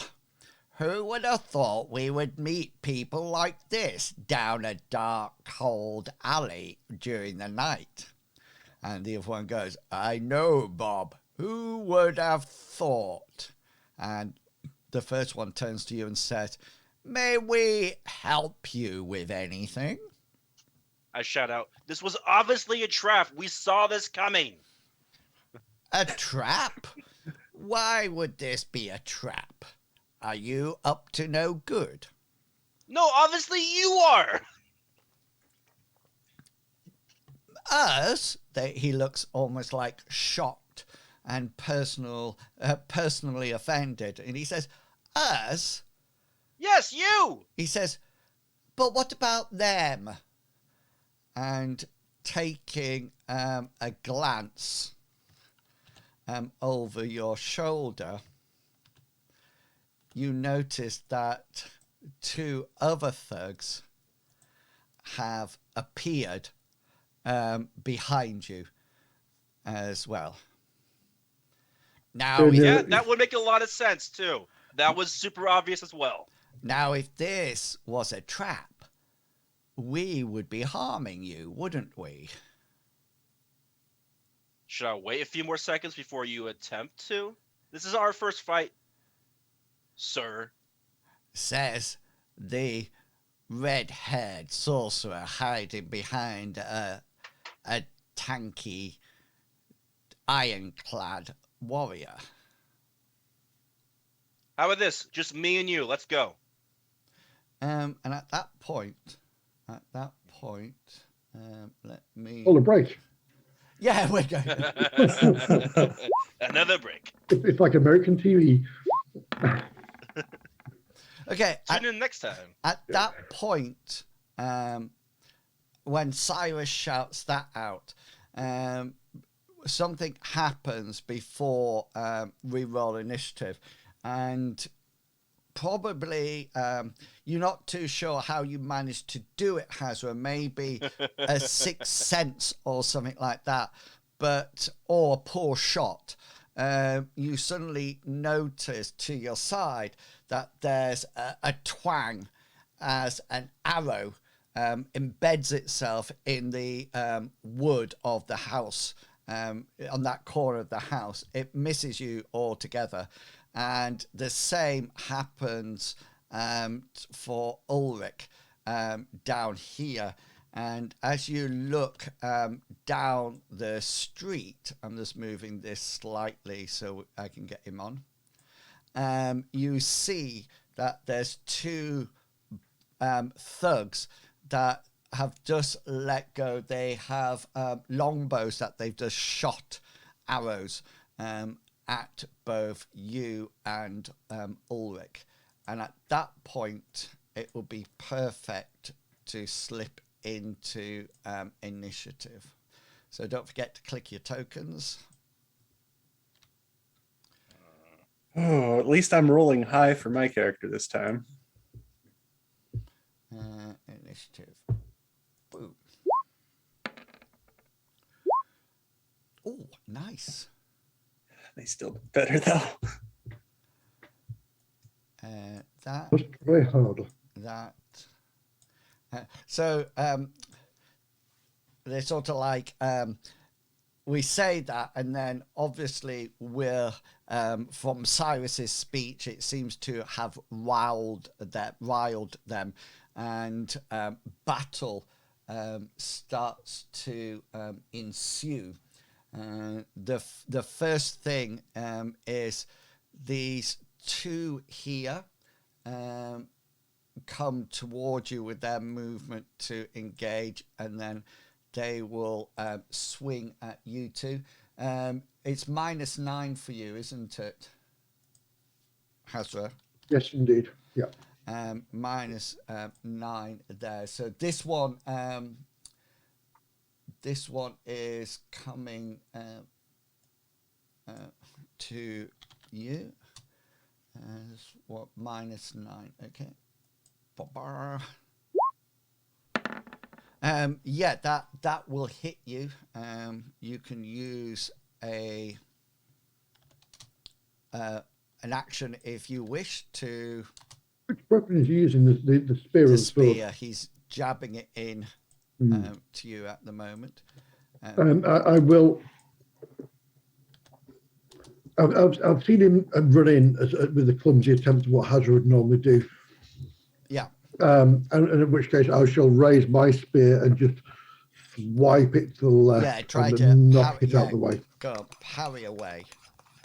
Oh yeah, easily, and they're both the same weapon size. So Yeah. you don't take any damage at all. This is the one that's going into Ulrich. I actually still have the -9 on. But Still success. it's still a success, yeah. Yeah, and he will Ulrich as well will parry the blow as it comes towards him. Let me just get his sheet up. Yeah, and he parries it, and they're both medium, so no damage is taken at all. It looks like, for out the corner of your eye, Hazra and Ulrich, see this again, the two archers down the either side are preparing to, they're reloading their bow. And yeah, at the base, at the back, these two will come in and they will attack.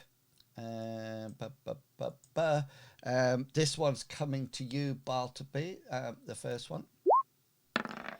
Yeah, he was overconfident and misses you as he charges in.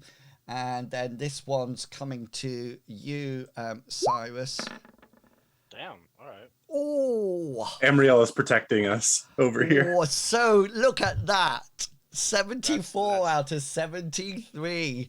Talk about a lucky beggar. So they come in and they try to stab you, etc. But fail. I'm just checking. Reload time. Two. about, like, Okay, what, 5 so years? that's one that they're up to. Okay, then. Yeah, so these two are reloading. So that's now one done. So Bartleby, we're up to you. I think you know what I'm going to do. I'm going to call on some Amriel Nice. to bring some protection down so that I can keep my friends alive. And here is my exhort. 74 of 91. I'm gonna remind you, and Wills, I don't think you have the tin can man on the turn order. Oh no, yeah, you're completely right. Thank you. Oh, yeah. Let's- You did remember him. Only when it matters. He's probably not beat the 17, so no. He yeah. goes perfectly into position. 1, 2. This is number 3. He's number 4. And this is shield going just on you, yeah? It can only go on me. Okay. How convenient. That's nice. Touch you next. As Bartleby walks back to the ship, safely. I'm going home, guys. Yeah. I'm not You guys are playing going anymore. I'm not playing with you guys anymore. Right. Oops. So that's I'll give my him little down to shield 1, icon. and that's him down to 1. Okay. So you've now got, is it 11 points of armor therefore? Yeah, 11 total. Yeah. So just stick something on your token so we know, and then don't forget, is it it's a devotion pool takeoff. Yeah. Cyrus, 15. Gonna go for the one right in front of me.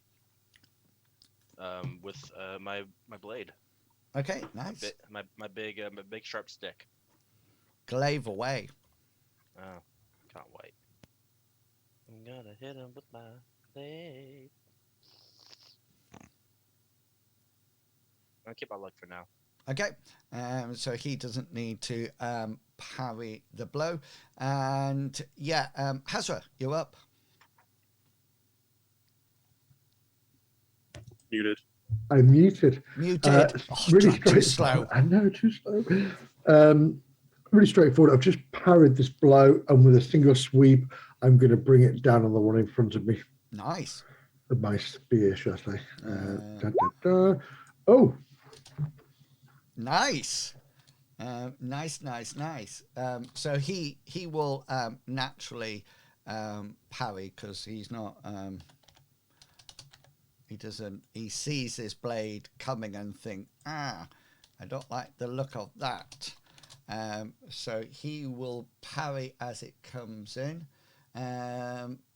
Here's his. Okay, so you've won the roll. So he did parry, but yours is a higher level. So you will actually do damage to me.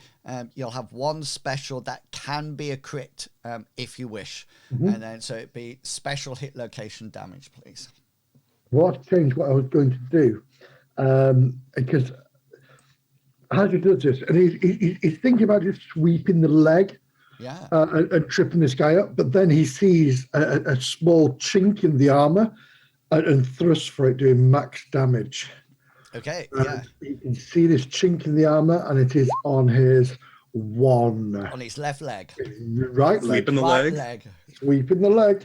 He goes, oh, look, I'm gonna jabby. Sorry. So what's your normal? My max damage on this would be short spear 1d8 plus 1, so 9. 9 in his right leg. Yeah.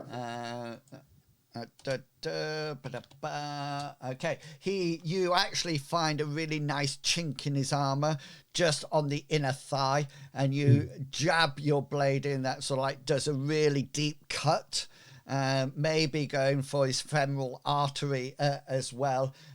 You hear that soft like that as it slides through, and the thug screams with the pain, and he sort of like collapses to the floor. He's not dead. But he is bleeding out, and he's on the floor. So what he does as he's falling to the floor, I will pull my spear out and I'll quickly flick it round in a defensive posture, ready for the next. Ready for the next. Okay, so he's down. Ulrich. Ulrich will cast a spell.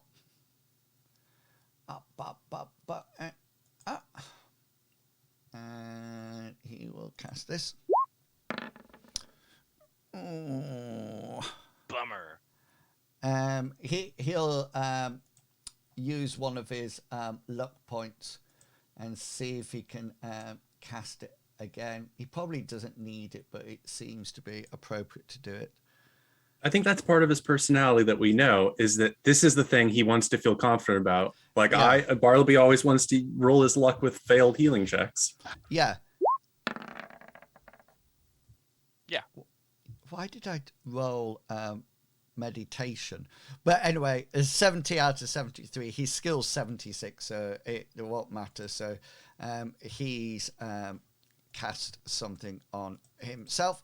And yeah, that's the end of all the first turns. So we're coming back up to the second turn of round one. 2 archers are still reloading. Remember, one combat round is 5 seconds. So we haven't finished that round yet. So sometimes it seems silly that they're trying desperately to reload, but we've only had like something like a second and a half or something like that. They're reloading. The one in front of Ulrich will swipe and try to hit him. What is that different to that? Oh no, I know. I know. When I'm hitting you, Hazra, it changes. Right. That guy misses. The one, yours, Hazra, is on the floor. He's bleeding out. He's definitely dropped his spear, and he's trying to hold his fingers over the blade, and the cut, but you can see the blood. There's sort of like a there's sort of like slowly pulsing out through his fingers. This one is going to try to attack you, Bartleby. Yeah, he does hit. Do you wish to do anything? File. I have faith in my goddess. So do remember, if you do nothing, he will get a special on you. Yeah. Yes. I'll accept that. Okay then. Yeah. So he sort of like jabs into you, and Does special hit location damage. 17 points of damage. yeah. Your femoral artery. He's going to. I just wanted to. Because things like bleed and stun require that you do damage for them to work, right? Are you doubting yourself? And Amriel. Yes, that's a bit of. Oh no, I'm confident that I'm going to end up lying on the ground because you go with a trip. But I don't think bleed would have to get through the armor. I think that's what you're saying, isn't it? Rather than I would need to cause damage. Yeah, because that one wouldn't make sense if you bleed, but you don't get through the plate armor. Yeah, exactly. So I mean, some of them, but something like trip opponent.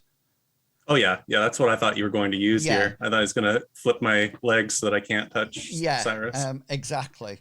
So yeah, he goes and he sort of like tries to knock you down to the floor. So you are entitled to either a brawn, evade, or acrobatics roll. It's completely up to you what you roll. Is it free for like action economy? Well, or do I spend a point? If you evade, it will. If you do brawn or acrobatics, it won't. I'm gonna go with brawn then, because I don't have acrobatics. Okay, so you've got 14 to beat. There's a chance I could beat this actually. It's not gonna work, but are you looking it or not? No.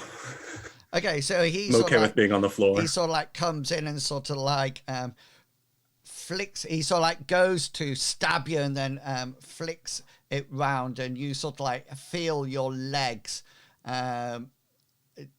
disappear from underneath you as you hit the ground, and you're going to take some damage in your 15. Right arm.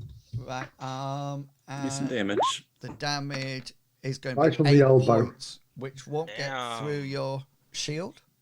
It will not. I still have 3 points to spare on that. Yeah. Amriel protects. So you sort of like go down, and he sort of like, what's it look like as so say for example you've fallen to the floor and he grabs his spear and he sort of like launches it down. What does it look like when it hits the shield? I think because it's evening and the moonlight's already really strong tonight, I feel like there'd just be a glow, as if there's like a spotlight of the moon making that area a little bit brighter. Yeah. And you might see a little bit of a dazed thing, as if there's a bright light ahead above him. Yeah. And he sort of like whacks it in, and he just sort of like slides off it, or it pushes it to one side. That's way better than my idea of Bartleby on the floor doing like a dust angel. Yeah.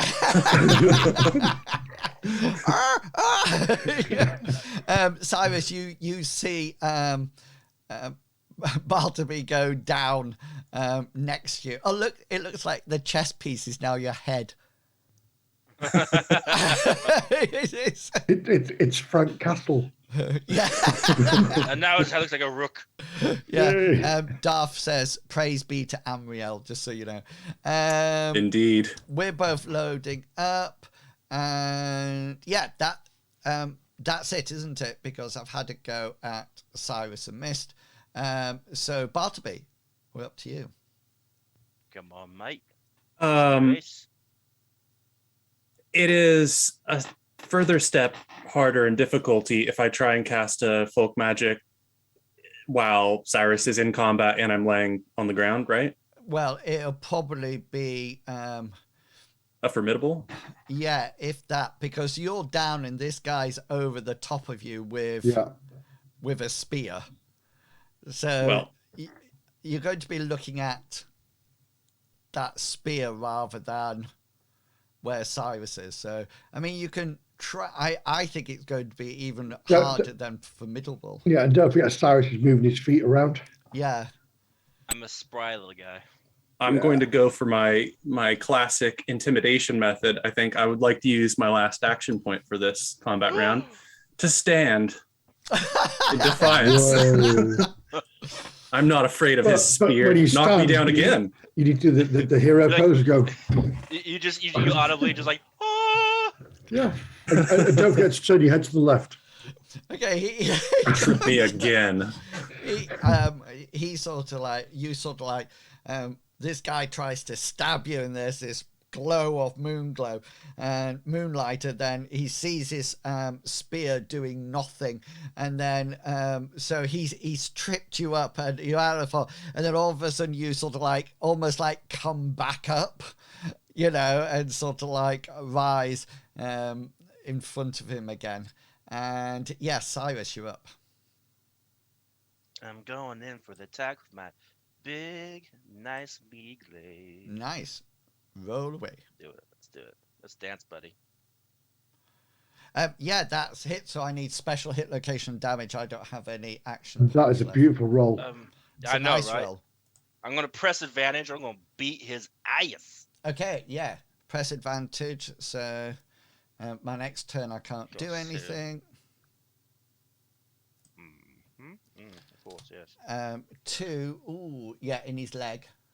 Ouch. I'm gonna go with that. Do some damage. Pop. Nice. Hang on a minute. Your glaive doesn't do 1d10. No, it doesn't. It does You still got blade sharp on it. Yeah. Sorry, it's blade sharp from last time. All right, just -2 from that then. So it's 7. I'll change it. 7 points damage. But to where? His leg. We destroy legs. Yeah, we're the leg men. Yeah. This week is leg week. Okay, you've actually penetrated his armor, but he doesn't look immensely injured or at all. Not as much as yours was, Hazra. You were super disastrous and thing, but he does seem to stumble from the attack and falls down prone on the ground. He's not bleeding or anything like that. It's more like you've maybe cut a muscle or something like that, and he's down. He's still able to, he's not out for the count, while Hazra, yours is. You know, he'll bleed out unless, you know, somebody heals him. So that's Cyrus. So No! No! All you have to do is accept Amriel. Is this a sorcerer we're looking for? Hazra, you're up. This chappy over here is still reloading, yeah? Yeah. You can move to him if you wish. I don't wish to now. I'm going to plant my left foot firmly in the soil. I'm going to lean back and I'm going to throw my spear at him. No! Do it! You haven't done this for ages. No, it's less damage now, but here we go. His face. What? No, wrong button. Sorry. Let's not use that one. Why you luck roll and re-roll that? I want to make this more epic. I was going to Oh say. my god, no, let's use the one. I was going to say critical, but obviously not. Do you know what? Do you know what? I built that up so much. I am going to use a point of luck and reverse that. if that's okay. Yes. God, And just reverse it. just reverse it. Yes, thanks. Yeah. Let me know. Okay. It comes flying to this guy. This guy has already used up his second action point, so to reload for this round. So I need hit location, special hit location damage. Yeah. Impale is going to be the critical, and hit location will be 10. 10. Which is Oh. chest, a nice chest wound there. For Oh, you today. Impaled nice. that chest. Yeah. Damage Number is 3. going to be. Would you like to take the 1? No, you Or do you want me to do a No. 4? There we 4. go. Yeah, you Slightly sort of like better. you throw it at him. You seem to hit quite a bit of heavy armor at that point. It seems to be inside him. It's pierced the leather, and he sort of like stumbles back a bit. But now he's got your spear stuck in him. You want my spear? Give me back my spear. Give me my garden tools. Ulrich will, of course. So I was taking out his magic points. He will slice, and he will automatically taunt as well. Yep, that hits. This guy has no action points left, so he will press advantage on this guy as well, and he will he will swing his battle axe. Chink. Oh, what is it with legs today? We're the leg squad. Yeah, you don't have a leg to stand on against us. We don't want them running away so that we can beat the crap out of them even faster. 5 points of damage, and which number is that? Number 2. In his leg, 5 points of damage. Nice. He's still up. He does have a leg wound, and we're coming back to the top for anybody who's got an action left.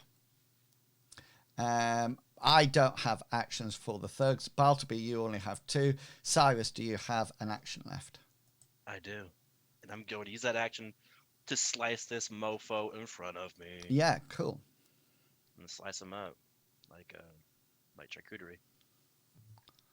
Nice. No! You're not. No! You are not slicing today. Actually, you know what? It's 125. I can use I'm going to reverse that. Oh, do you know? I wondered what you meant when you said 125, and I suddenly realised it's your time, isn't it? My time, yeah. Are you going to reverse it that. then? Yeah. Yeah. So I need special hit location damage. Could I make him bleed, or is that you critical? can make him bleed. That's not a problem at all. Going to So make him bleed, hit location. 15. Ooh, that's nice. That's his arm. We're going for arms. You just try to This boy is overbalance gonna him. be having nothing left on bench wise. And then I'm going to go with the glaive. Ooh, yes. 5 points of damage. Just 1 second. I think bleed is rolled at the end of a round rather than straight away. That's what I think. I think that's what we did last time. Yeah. Ironically, this is the end of the round. Yeah, that's what I was trying to decide, whether or not it goes now or the end of the end of the opponent's round, if that makes sense. Oh, hang on, let me just found it.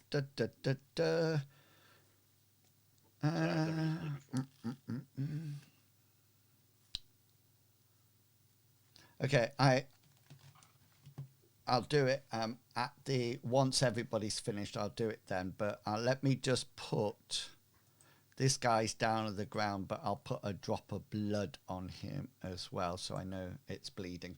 Yeah, that's Cyrus. Hazra, do you have any actions left? I do not, amazingly. Okay, and Ulrich doesn't either. So that's the end of round 1, and we are going into round 2 now. But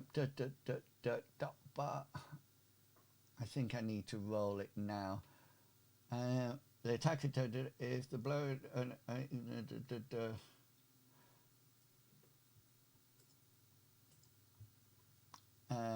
Oh yes, so at the start of each combat round, I will lose 1 level of fatigue. So I need to roll my, what was your initial attack roll? 37, yeah? Cyrus, was it 37? Sorry, I have a text message. Sorry, my bad. Oh, it's all right. So 37. What? 73. Yeah, it would be 37. It was 37 because you reversed that, didn't Yeah, you? yeah. So he needs to make his endurance roll. Come on, roll 20. No, yeah, he's failed his endurance roll, so he will actually be taking 1 level of fatigue for every when he does his attacks this round. So this guy here at the back is going to make a willpower check. So this is the one that you've caught bleeding. Yeah, he starts to back away. He's trying to make a defensive withdraw. The one in front of you, Bartleby, is going to make a willpower check because he seems to be fighting somebody with strange powers that has the moon on his side. But he thinks, stuff the moon! Yeah, there's no such thing as the light moon goddess that's Yeah, protecting the chosen one. Instead of start to back away, he sort of he thinks it's against a superhuman being here and thinks that the only thing to deal with you is to whack. The sun goddess is more powerful than your moon goddess. Yeah, so he will hit. Do you wish to parry or not? I have faith in my goddess. Okay. So he's now going to press advantage on you. Wait, so I can't attack him? You can't attack him, no. But Bummer. I think that's what he would do. Yeah, no, I'm just being Sarcastic. rude. Oh, it goes for your head, though. Oh, okay, well, hit me on the head. Now He keeps trying to poke my eye, and that's probably bothering Bartleby. I want to see. You I want to flinch see what the automatically. reaction Yeah. is. So this guy is the one with the well-made. Is this what number is he? A plus 17 Warhammer. I will. Yeah. I think this is the one with the well-made blade, so it's double damage. So that's 2d8. 1d27. 2d8 plus 1. It's not really. But yeah, it's Okay. got 9 points. 9, that's close though. God. Oh! You're getting close to my eye. Max damage. Is that? I think I've done max damage twice. It is. Yeah. Yeah. Oh no, it's Amazing. not. You would have gotten 1 point of damage on me if you had done max damage. Because it's Oh, 8, wait. 9, 10, 11. Oh, no, you can't touch Yeah. this. Because he's got a 1d2 damage modifier. So it's 1d8 plus 1, so that'd be 9. And he actually rolled a 1 out the 1d2, so it would be 10 points. Yeah, his max damage is 10. And so he sort of whacks it into you. You're a bit like Captain Marvel. There's this ready brick glow around you as he sort of keeps pushing it in. So this guy here number 4, he is firing his arrow at Ulrich. Now, just to remind you, he has to get a hard because he's firing into combat. Okay. Hazra, you weren't chucking into combat, but he was. He is throwing into combat or firing into combat. That never bothered me anyway. It comes and it hits Ulrich. Ulrich's not aware of it coming, so it will fly in and hit his. He's going to impale with his arrow if it gets through his armor. 17 is, what's that? Left arm. Left arm. I think I'm going to say it's his right arm. Just Yeah. yeah. Just unless he sort of went. You know? It's like the bullet that hit JFK. Yeah, and they both have they both have the same armor and hit points on it. So he will take in his arm 4 points of damage. Right, left arm, 3. Yeah. It's gone through a chink in his armor, and it seemed to cause a bit of issue there, but that's all. And the one in front of him, he is pressing advantage, so he can't do anything this turn. And the guy that you chucked your spear at, Hazra, he's going to try to pull it out from himself. Oh. Ignore that. That's Ulrich's. Don't betray us, Leave Ulrich. my spear alone. Yeah. Nice. So he does pull it out. So what I need double your initial damage that you did on it. Which was 4, wasn't it? Yes. To his chest. No, it was chest. Yeah, it was Yeah, chest. it was. You got a good old chest shot there. Chest shot. Yeah. Yeah, so he'll take half damage penalty as he pulls it out. So you did 4, so he'll take 2. Yeah. And that does bypass armor if memory serves me. Yeah, it does. Yeah. But he's fine. What's this thing on there? My spear.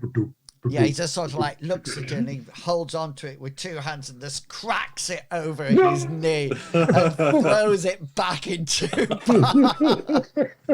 he just sort of like pulls it out as if it hasn't hurt him a bit. He winces a bit as he pulls it out and tosses it to one side, and a rat comes along and picks it up and runs off with it. You'll never see it again. Yes, so that was his action. Let me just do that. So you have 1 left, and I think that's everyone. Have I done everyone? Back to. Everyone for your guys, right? No, Yeah. Balterby's I done because I can't. This guy is Cyrus's. Yours is on the floor, but he can't. He's got press advantage on him. Yeah. So he can't do anything. Okay, that's the question. I thought you were asking if we're done with our turn. I was like, I haven't done anything. Yeah, no, Yeah. just all my bandits or thugs. All right, Bartleby, you're up on 17. Does the press advantage prevent me from casting spells? You can't take any offensive actions. I think it's quite specific. You can't attack this round. Could he say something offensive? No, Bartleby isn't really allowed to do that. Disadvantage. Foes forced to remain on the defensive and cannot attack on the next turn. That's all it says. So you can do anything that's not an offensive action against this one item. Well, any person. You can do passive action.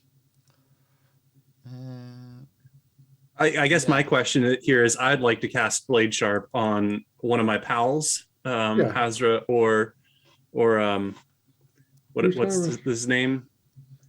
Oh, sorry, I forgot about Cyrus. Cyrus,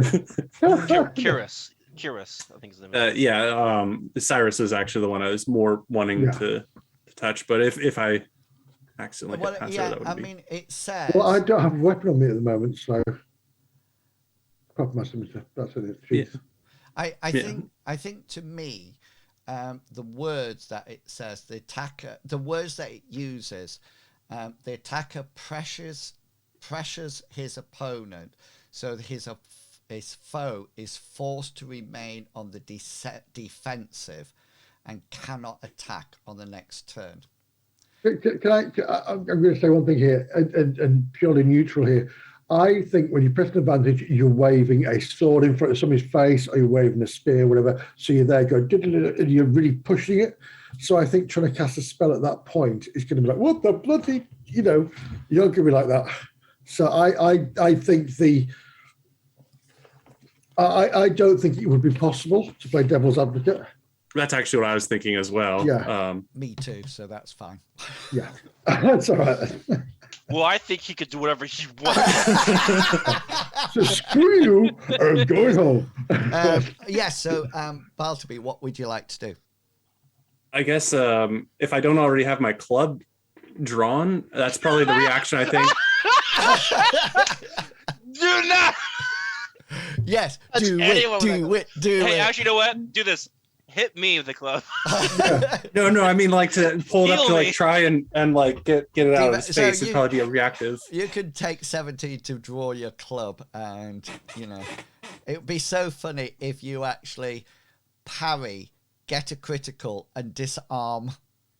That'd be humiliating for him. And I just imagine that the spear, because you manage somehow to get the club into it, and it's all like goes into the club. And you just and what's even worse?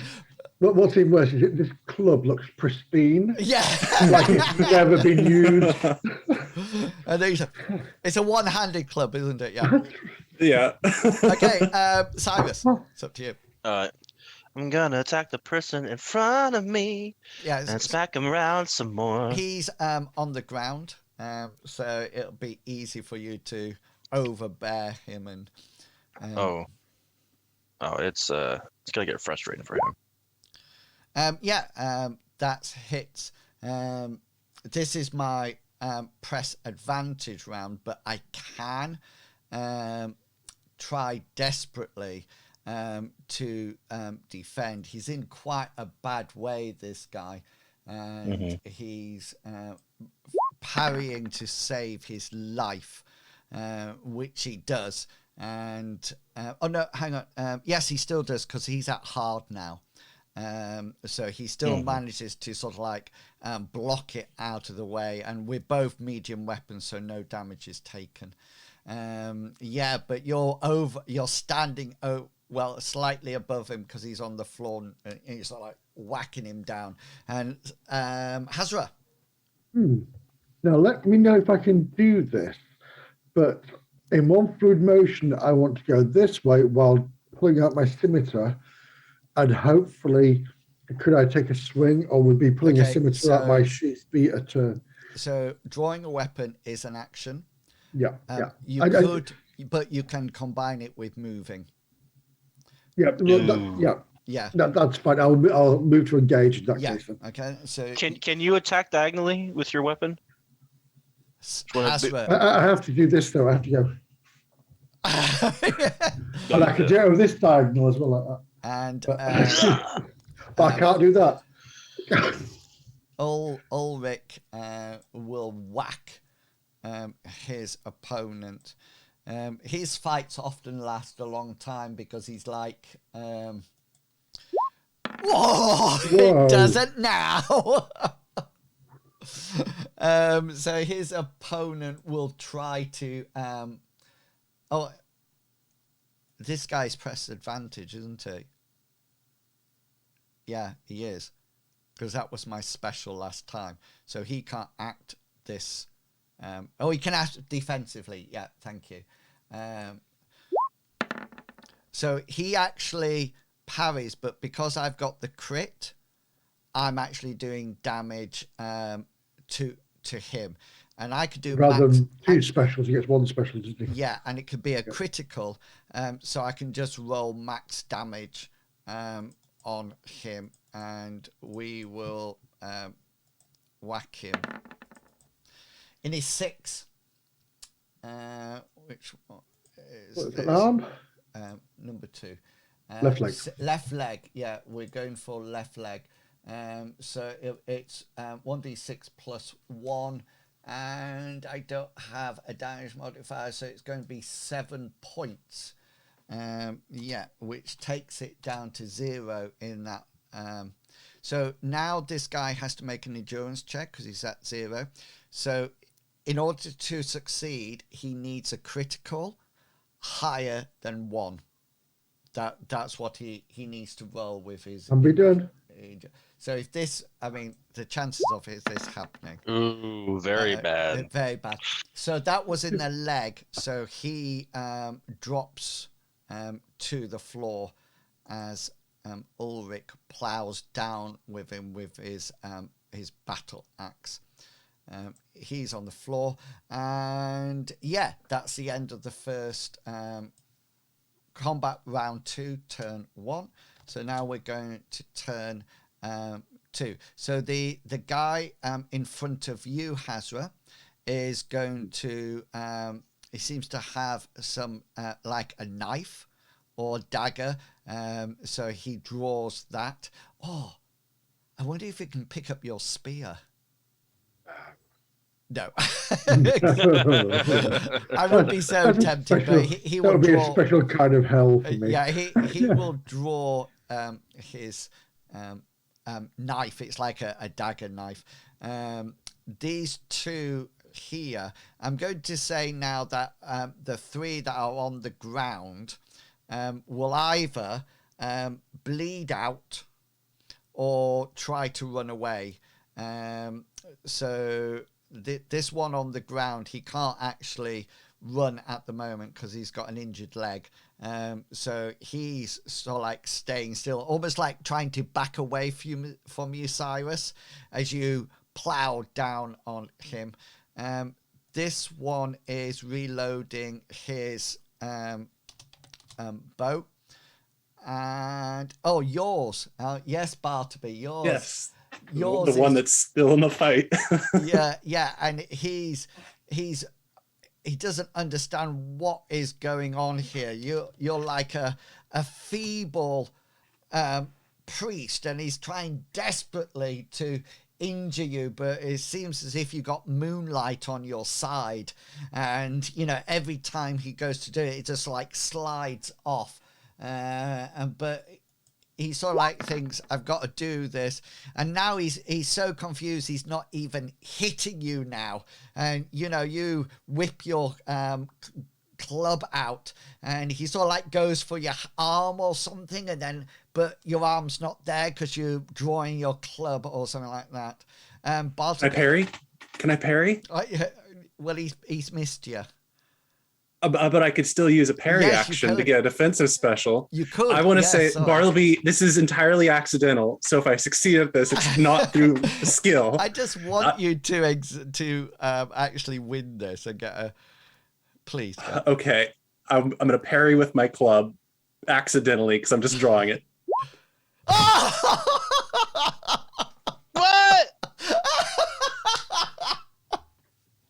Oh my goodness! I didn't think this far. Through your sun goddess, my moon goddess is more powerful. Yeah. Okay. I have defensive specials. You do have a He's looking at the list. He has never used how to do this before. He's never gotten this far. Do you want to know what you could do? Yeah, I need some ideas because this is an accident. No. Okay then. So you defensive.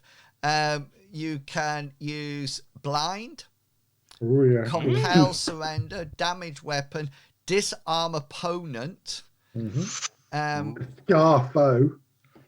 Open wage, overextend the opponent, scarf foe, prepare, counter, trip opponent you can do. You can do something boring like withdraw, so you'll go out of combat. Don't know where though. What do you fancy? I kind of like the idea of disarm foe. Okay. But Almost like you bash his hand as he tries to come and get you. Yeah. yeah, accidentally though, because I'm just drawing my Yeah. club and stumbling Yeah. forward because he's Oh. poking at me, and I want to knock it out of his hands. Just hit his knuckles back. Oh So, no! so for disarm opponent, I must make a combat style roll versus your original roll. If I fail, the weapon is flung a distance equal to the disarmer's damage modifier. So I need to. He's just stabbing himself, isn't he? Yeah, well, if it's a negative identifier, doesn't mean he just flunks up and stabs right in the back of He the head. just sort of like falls to the ground. I think he's gonna get this one. There's no way that. Okay. Faith and Amriel, everybody. Faith in Go with the dice god. No, he's actually failed it. This is a stroke of luck. It's why I love role play so much, because sometimes the dice just do it. You know. So Bartleby's going to be telling this tale forever. Forever. So he jabs his spear at you and Queldermoon. You somehow manage to get your club up, and you either bring it up, and you sort of like fumbling up to get it up, you sort of like a poof, like this, and as you bring it up and round it, this spear comes in and you just whack him on his hand, and he just drops the spear. And I just look triumphant, like a warrior for a brief second. I just glance over, I'm like, the what? Yeah, Bartleby's Bartleby. going, Cyrus, did you see that? Did you see that? Just Because I have no actions now. My like it comes to my turn, the order, I'm just. What do I do now? Bartleby starts his journey into combat. Cyrus, what would you like to do with this one on the ground? I'm trying to. I want to finish him off, but this guy's a. Okay then. Roll your to hit roll. Yeah. Ooh. Yeah. Close.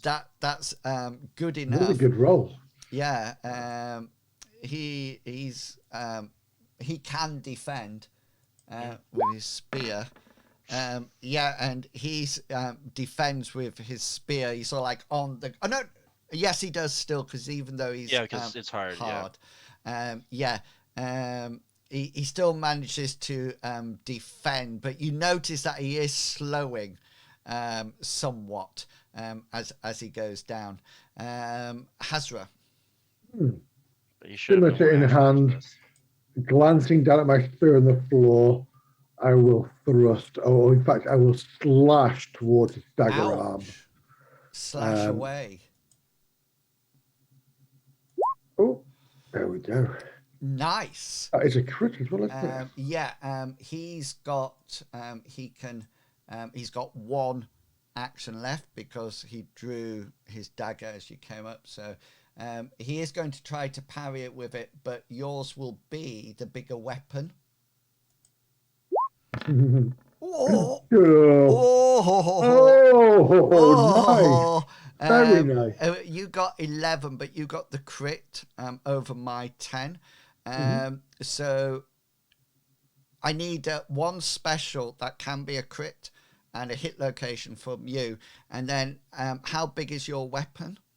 That's medium. Medium. So he will take. But with that crit, it's kind of large now, isn't it? Hey. Yeah, so you automatically get that crit special. And he's going to take half of whatever you do. If you do, you'll do damage to him no matter what. But, you can have a special as well. But he will take half that damage. No problem. I'm going to bypass armor because I saw that spear bounce would not bounce off him, but not Yeah, go all the way nice. in. And I've been watching him as I run up, and I know where the weak You points know are. where that weak point is. I do indeed. So Thrust half away. damage of a scimitar is No, going to be. hit location first. Oh, hit location. Sorry. Give me a good one, gods. Give me a good one. 10. Right in chest his again. chest. I've gone from head to the chest. It's quite scary, that. You probably catch right in his neck. Right down the collarbone. And this is actually where his Oh, biggest armor is. so half of 7. 4, because you round up. In his 10,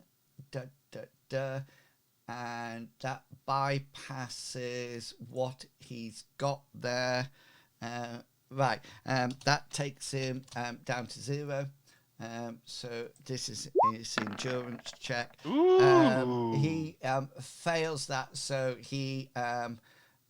it's in his chest, so he falls unconscious down on the floor. So you probably hit something, and the pain or the spurt of blood. He wasn't expecting that much pain, and he falls down. I think it would be a collarbone thing where I just bounce into it and Yeah. So Cyrus, I know Cyrus, we've done Hazra. Ulrich will attack as always.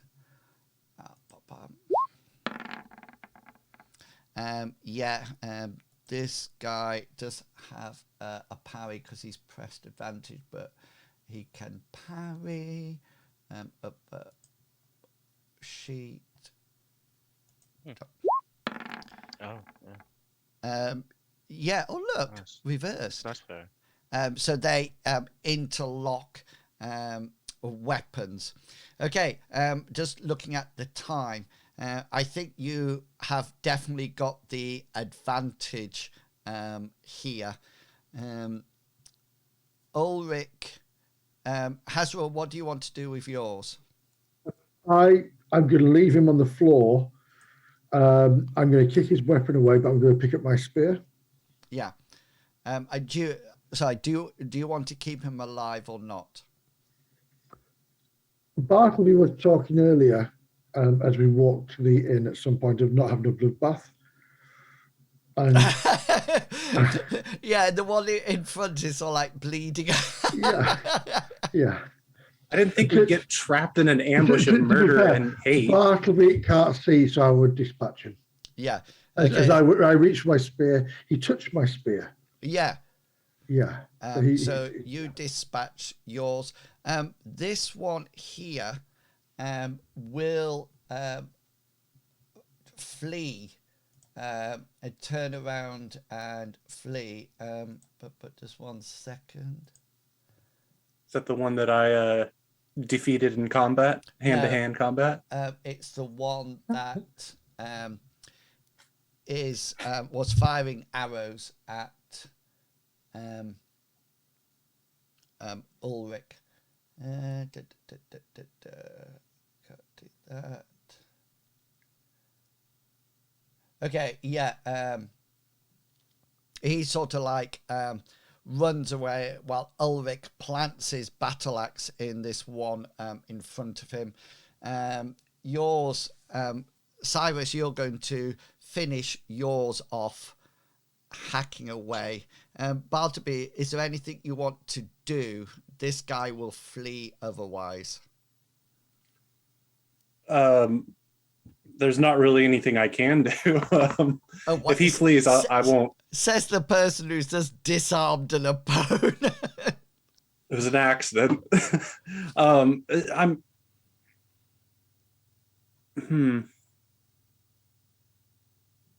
Yeah.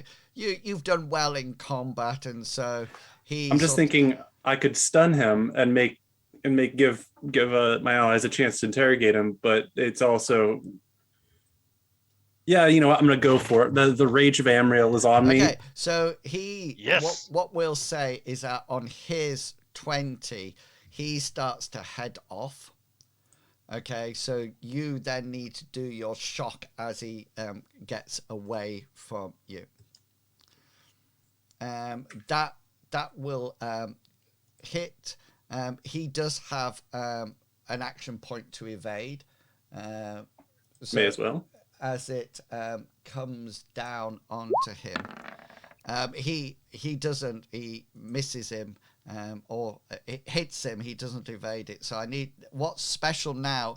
The important thing is the hit location, because if it's a leg, then that's fine. Oh, hey, it's a leg. It's a What? Oh, I was hoping for head, to be honest, but but you're happy. Okay, then. So this guy his leg is stunned out from underneath him, and he falls to the floor. So you do have. Get him, Cyrus. Get him. Quick. I will. So Cyrus sort of like hacks everybody up. And Ulrich, you do see Ulrich giving almost like he normally does, his almost like last rites in a strange language that you're not sure what it is. But you see him going around anybody that is actually available to give the last rites. And yeah, so you've got this one person, and you've just had this fight in the middle of the street. Obviously, it's at night time. Nobody's hopefully seen you, but there is this unconscious guy. Okay, so well, he's not. Which was unconscious? He's just he's just had his leg. He's Bartleby has dead-legged him. So he's on the ground. So you can, if you wish, we'll pick it up from then next time. So we'll be in this formation. Can we interrogate him as we chop up his partners and put them down this hole here? Yikes. Yikes. Right. So what we'll leave everybody up like correctly. that. And then next week we'll come in straight to this part. Okay, so the only thing that you need to remember is that although your luck points will increase, your magic points won't. Okay, because we're continuing straight on from here. So yeah, what a session. Bartleby, no longer just a buffer. He is now a battler as well. That was a moment of awakening. Yeah, he next time, Hazra, he's going to be running up next to you. I know. He's stealing my kills. He's going to say, Ulrich, to the back. Let me take this. Yeah. Darth Be says, like, hey, bro. Darth says, the gun show is back. Let's spar, Hazra. Yeah. Let's get in the gym, bro. So yes, it's leg day. So that was a wonderful combat. I love it when things like that happen in combat. I think it's all the dice rolls just seem to come out. Well, I was going to say I like it when the dice rolls complement the role playing. Yeah, exactly. You know, that's the thing, because sometimes you go, oh, we're going to do this. Oh, it's going to be awesome. And it's like, oh, no. Yeah, and then it doesn't happen. Yeah. And you just sort of think, oh, drat. But no, that was brilliant. So I just don't. Bartleby is no longer just a lover. He's now a fighter as well. And Cyrus fights pretty good, actually. Cyrus did bloody well. Yeah. Stuff the spells. You don't need spells, mate. Well, I didn't use a single spell that time, so I know, that's what I'm saying. Exactly. Just dip it. Ditch it. Yeah. You could just be a... Walk up to Melanie and go, look, no, I won't cast a spell. Slap. Yeah. Don't cast a spell, just charge with your glaive, and then we'll see. Okay, everyone, thank you so much. If you're watching in the chat, thank you so much for coming along and joining us tonight. We will be back hopefully next Saturday evening at 7 o'clock GMT time, when we will carry on from this exact point and see if the party can wring out any truth from the surviving, or can Bartleby get to him before Cyrus does? because I'm sure there'll be two different outcomes to that. Okay, until next week, please look after yourself, stay safe, stay healthy, but most importantly, stay positive. And it's good night for me, and it's good night from them. Good night. Bye, guys. Why do I bother? Oh. Let's Oh. quick. Right, you're muted now.